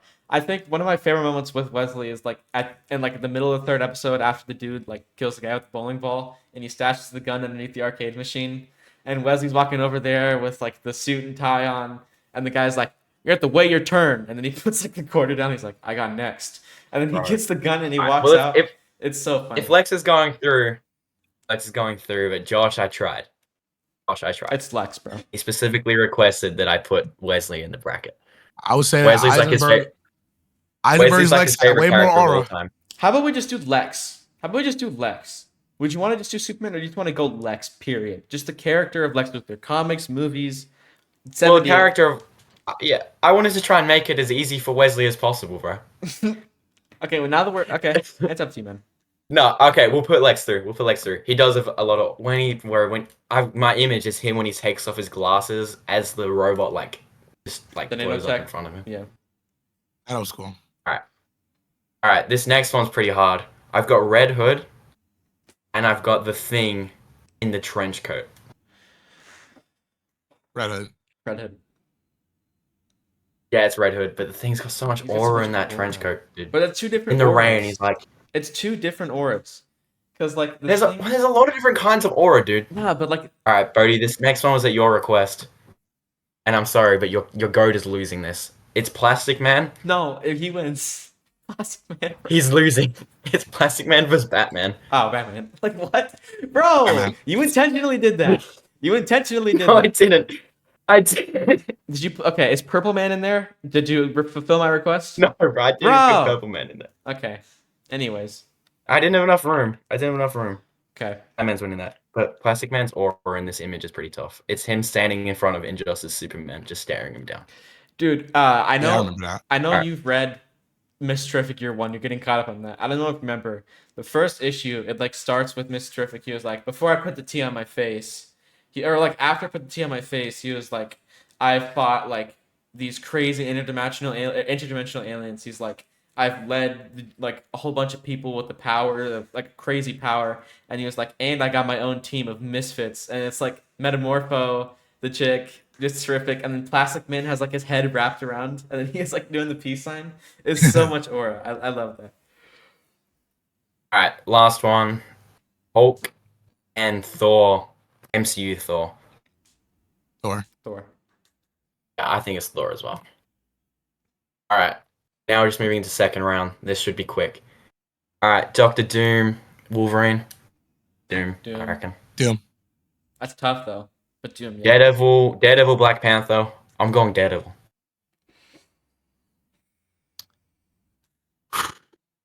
That's tough, dude. No, it's not. Wait, so majority rules in this, right? Yeah, but you could try and convince the other people. All right. Dang, that's hard. No, and you say it's not tough, but like for me, it is. It's not, bro. No, it's Daredevil. Look at this man. It's Daredevil. It is. But you have to remember. But Black Panther, like the king of Wakanda, bro. You have to have the aura of Black Panther, and not just that.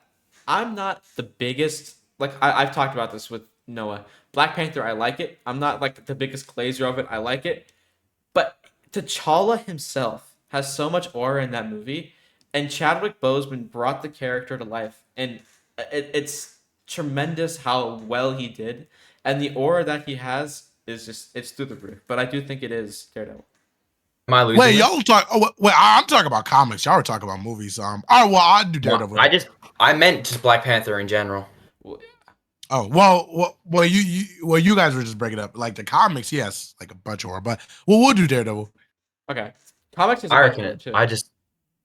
I'm always gonna glaze Daredevil, but he's my favorite. He's my favorite hero, other than Batman. Batman and Daredevil are like the two most I've read. I've read the most of. I've read some Black Panther, but. So we going Daredevil? Yeah. All right, that was kind of tough. That was kind of hard. All right, this one's kind of Punisher's losing this because it's Punisher and Silver Surfer. Silver Surfer, bro. Yeah. He made aura farming. He made it. Yeah. Winter Soldier and Symbiote Spider-Man. Symbiote Spider-Man, he be going off. You reckon? Spider-Man 3. I can kind of go. Especially. I think it's got to be Symbiote Spider-Man. I think personally. He's got so much aura there. It's difficult. Again, I'm not gonna vote. You guys did Symbiote Spider-Man. You can do that. I'm not gonna vote. You're not gonna vote? Alright, we'll just put through Symbiote Spider-Man. Yeah. Alright. Wally West and MCU Thanos. It's Wally West. It's MCU Thanos, bro. Oh no, it's Thanos. It's Thanos, bro. Sorry, bro. The meme got the best of me. Sorry. Tough meme, bro. All right. Henry Cavill Superman versus David Corenswet Superman. Cavill Superman. No, I'm just not joking. even close. What do you reckon, Bodie? No, I think it's got to be Cavill. It's got to be Cavill Superman. It's got to be Cavill. It hurts though. I like Corenswet more, but it's got to be Cavill. And like that's the other thing too. If you dislike Snyder, Cavill's still a great Superman. Cavill's the best casting for sure. He's a better casting. All right. Genuinely though. I don't think anyone's beating Cavill Superman, bro. I don't think so either. No one's beating Cavill Superman, bro. There's just no one doing this. The only one who maybe has a chance is Silver Surfer. Yeah. Yeah, that's what I was thinking. All right, Lex Luthor, Red Hood. Ooh, Red Hood. Ooh, I forgot he was here. But Batman, Thor, Batman. Dude, Batman's got a chance of winning this. Yeah. I got Thor. Batman all forms. You got Thor, huh? He's honest. Y'all go Batman though. Batman. This is not close, guys. Come on. I personally think it's Batman. Personally, I do. But if you think I got Thor, but we go Batman. Oh, over Batman. That's kind of crazy to me. What is your favorite Alright. aura farm from Thor? I don't know. I just feel like when he the arrives at electricity. Wakanda, bro, Yeah, in Infinity War, That is that's the fun. image. just right lightning. I don't know, but we go Batman. It's pretty though. tough. It is pretty tough. I feel bad, bro, bro. it's I Batman. want to keep Shine. It is tough, though. I want It is to tough. I want Shine to be like, if it's. I don't want to Shine's make vote- Shine unhappy, bro. Yeah, if it's Shine's vote, we should No, just no, put we're it not- through, bro. No, but we go Batman. Because now that I think, like, especially in the comics too, he has a lot. Like, bro, when he was like, not God, not even close. And Chip Zdarsky's run. Yeah, Batman. I saw that short. I saw that in your short. That was tough. Yeah. Or the one we talked about last episode, Bohdi, from year 1. It's like, ladies and gentlemen, Yeah. feasted on the people of Gotham for too long. Whatever. Well. And he's in the smoke. Whatever he says, yeah. Alright, I think I can't get Daredevil through this one. Bro, Joker's not even in this list. Joker's not in this list, dude. That's crazy. Yeah, Doom. Doom has like. I think it's gotta be Doom. Doom. Yeah. Hold up. I want it to be Daredevil, but it's Doom. Let's go. And do you have an Infinity Gauntlet now? Bro, I actually hate when people friggin' like make edits of that panel and stuff when they haven't even like the comic. Yeah. 90% of people won't even be able to tell you what it's from. Literally. Now, Anyway, I just want to say, me and Bohdi have talked in depth about how much we hate those people and how just they're like, Doomsday should start like this. just because they have more aura doesn't mean they're a better character. I just want to say that. No, it does not. It does not. No, of course. This is purely on aura. Yeah. Alright. Symbiote Spider-Man and Silver Surfer. Silver Surfer. Sorry, Yeah. sir. Sure. Alright. MCU Thanos, Henry Cavill, Superman. Shine. Superman. Superman. Yeah. I just said before I don't want to make Shine unhappy, but like he's carrying Cavill through this whole. But like, He literally is. Hey, Shine, you're dragging. I don't even know if Henry Cavill would have made it this far without you, Shine. You're kind of just reminding me of how much aura he has. it's a good reminder. Alright, Batman Red Hood. Ooh. Guys, I don't think it's that hard. Wait, I who think in it's Red Batman. Hood? Who Batman. Batman and Red Hood? I got Red Hood, honestly. Really? I can't decide. Because, like, Batman Wait, you're doesn't the have that tiebreaker. much aura to me. I'll go Batman, actually. Red Hood is like if That's Batman interesting. was the Punisher. That's basically what it is. And it's like it's hard. Right. It's hard to choose. I Who do you like more, Shine, Red Hood or the Punisher? They're pretty similar. I like both of them pretty equally. I'd probably say I probably like Red Hood more. I like Red Hood. I like Red Hood more. I think he's more interesting. Red Hood or Batman? That's crazy. I'd do Batman. What are you saying, Noah? I think Batman. I think Batman's fair. I think Batman's fair. That's hard though, dude. I'm surprised that Batman hasn't gone through this easier. We've kind of had to debate about it every time. All right, Yeah. we're in Final Four. Against Red Hood, bro. All right, Doctor Doom and Silver Surfer. As hard. It's not really hard stuff. I have my answer.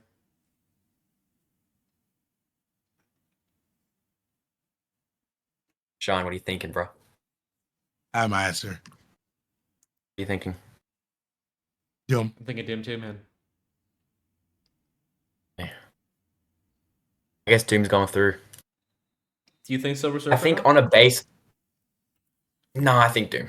I think it's close though. But I think on a base level, Silver Surfer has more aura.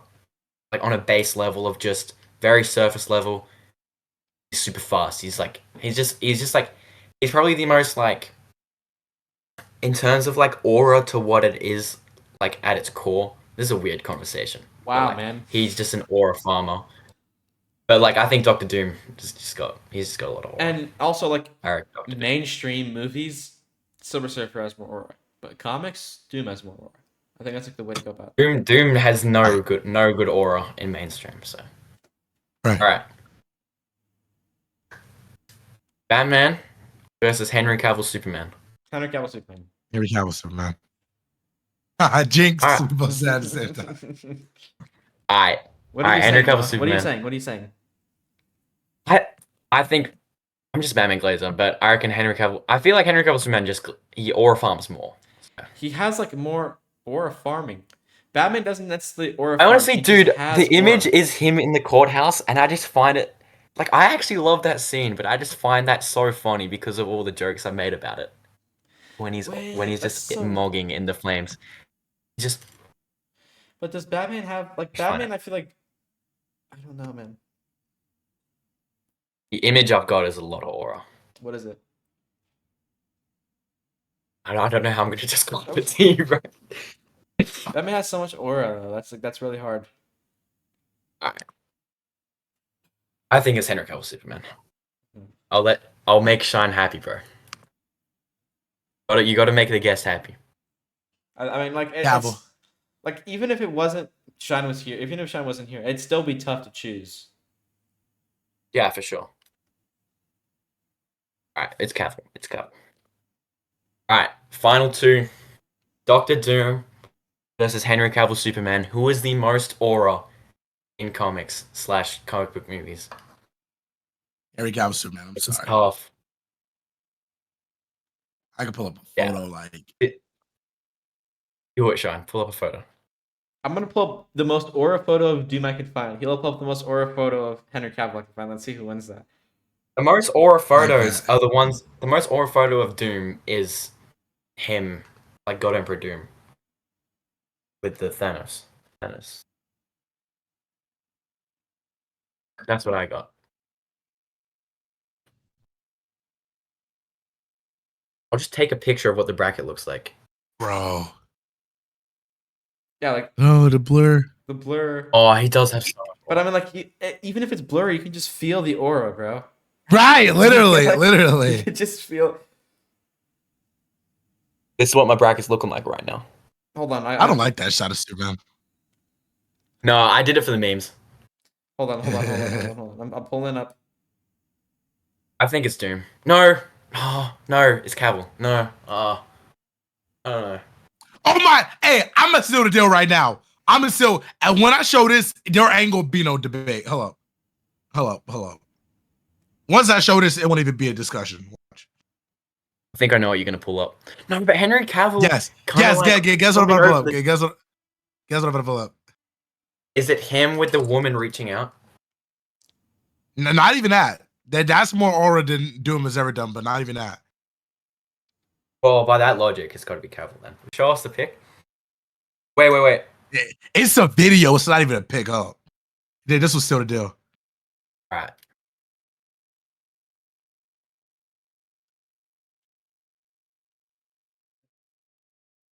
I'm gonna turn the blur off.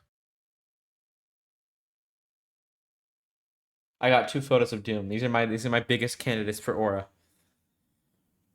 Oh my god! Your God. side Doom and your side Cavill, so I'm the decider. Is that right? Yeah. Right. All right. You show your evidence first. You go first. Okay. Yeah. I'm already gonna win now. This is fun. Here is just aura. You're confident, Sean. I don't know if it's gonna show well, but Yeah, it's that's what the I've God got. Emperor Doom. Yeah, there's that, and then there's. Bro, I wish I had my page with me right now. And then there's I right honestly here. think that It's just him aura. It's literally the photo literally says define I honestly aura. think Doom has more aura in the context of the page rather than the panel. Like the build up to him actually doing important. That is so tough with his conversation with Thanos. He's like, "Do you have an Infinity Gauntlet now?" And he's like, "Nah, but for you, this I'll suffice." And then he's like, "That appears untrue." So tough, bro. All right, that's all your proof. That's all your evidence. That's all I have, man. All right. Okay. Oh, Shine's confident. I wonder what this could be. Watch him show the truck scene. Wait, why is it still blurring? Dude, if it's a truck scene, I'm gonna crash out. Not even that. Okay. Bro, this is literally gonna. It's not even that. That's the crazy thing. Okay. Oh yeah.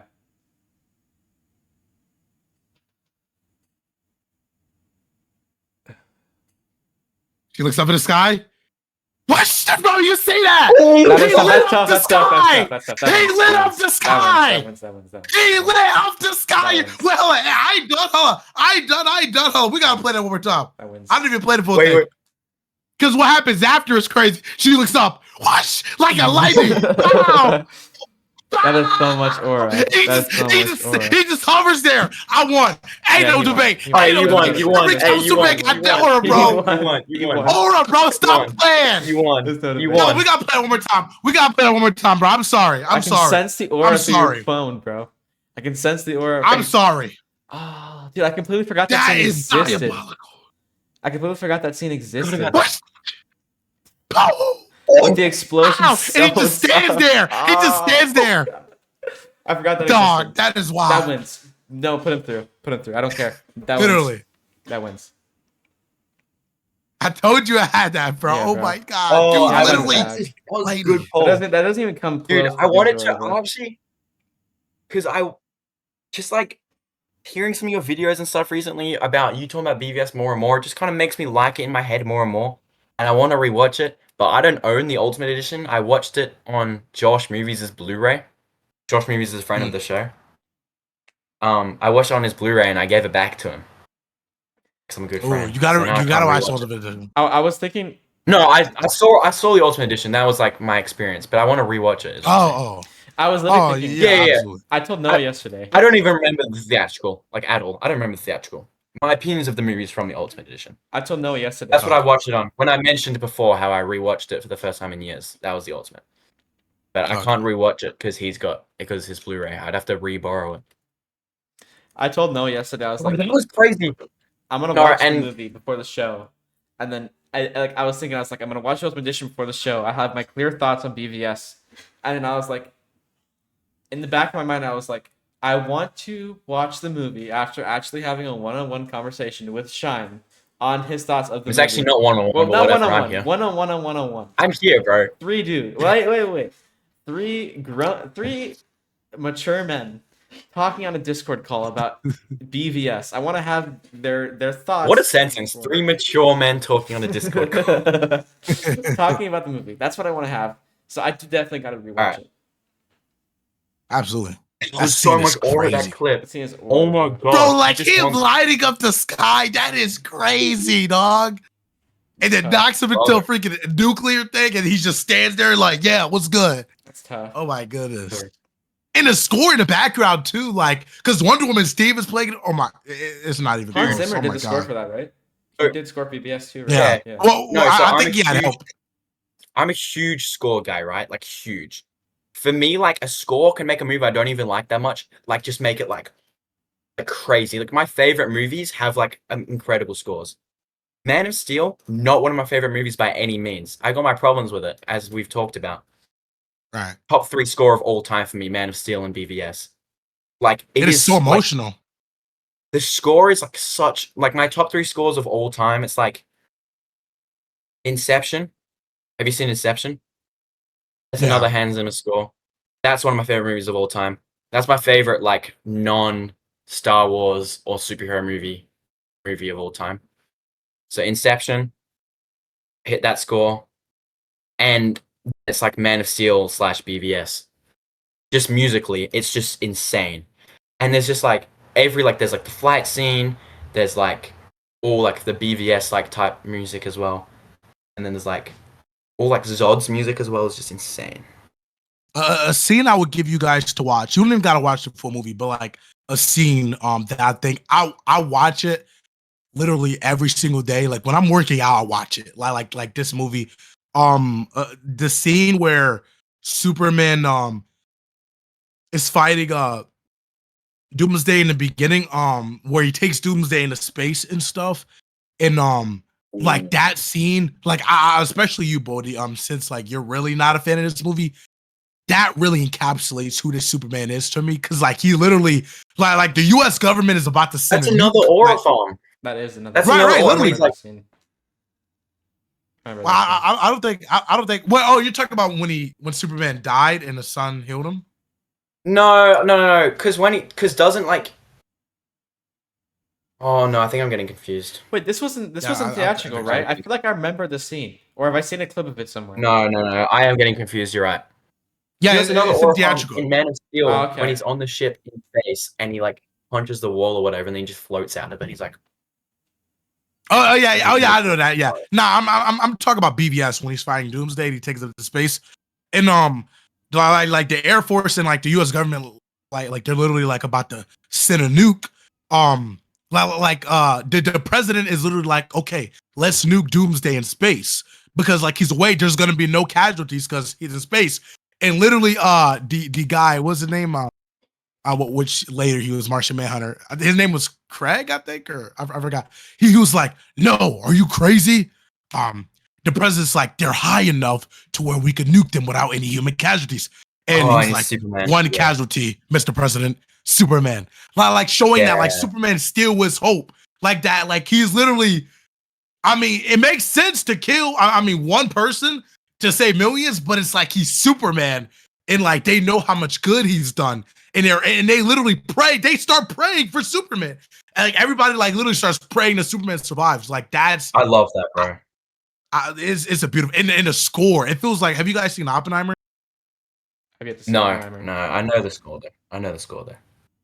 Oh, yeah, like the score. The score is beautiful in a scene where it's like it's so emotional. I'm sorry to yap about. No, bro.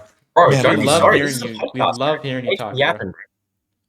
Thank you, man. And like, I think that's a good example.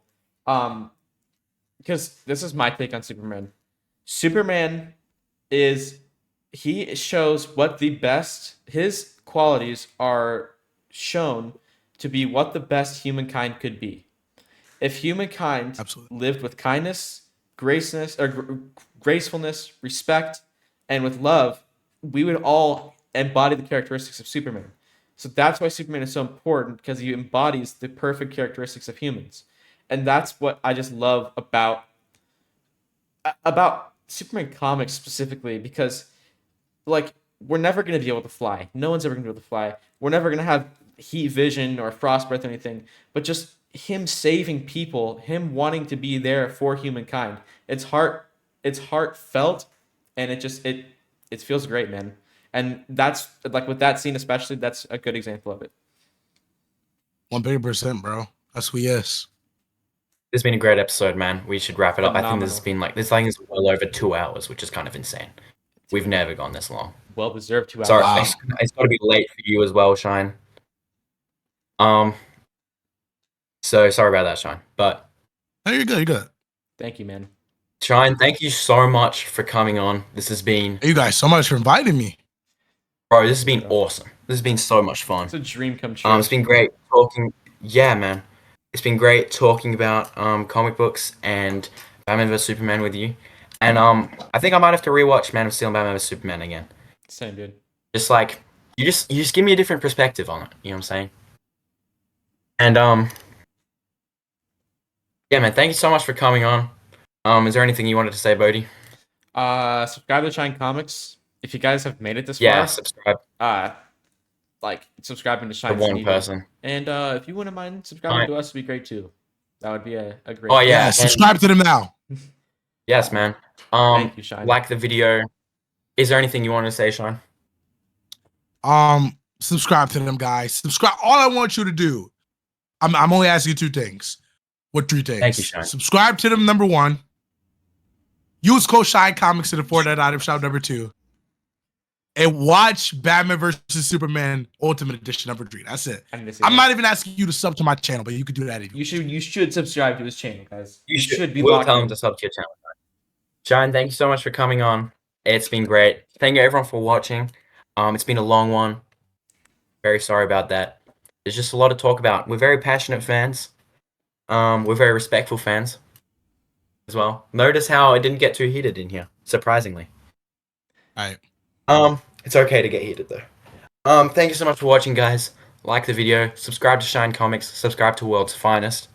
Comment your thoughts on Batman vs Superman. Let us know the thoughts on the bracket. Who should have won? Was it just? Was it accurate? I think we did a pretty good job with that bracket. I think Sure. Wesley should have made it a bit further.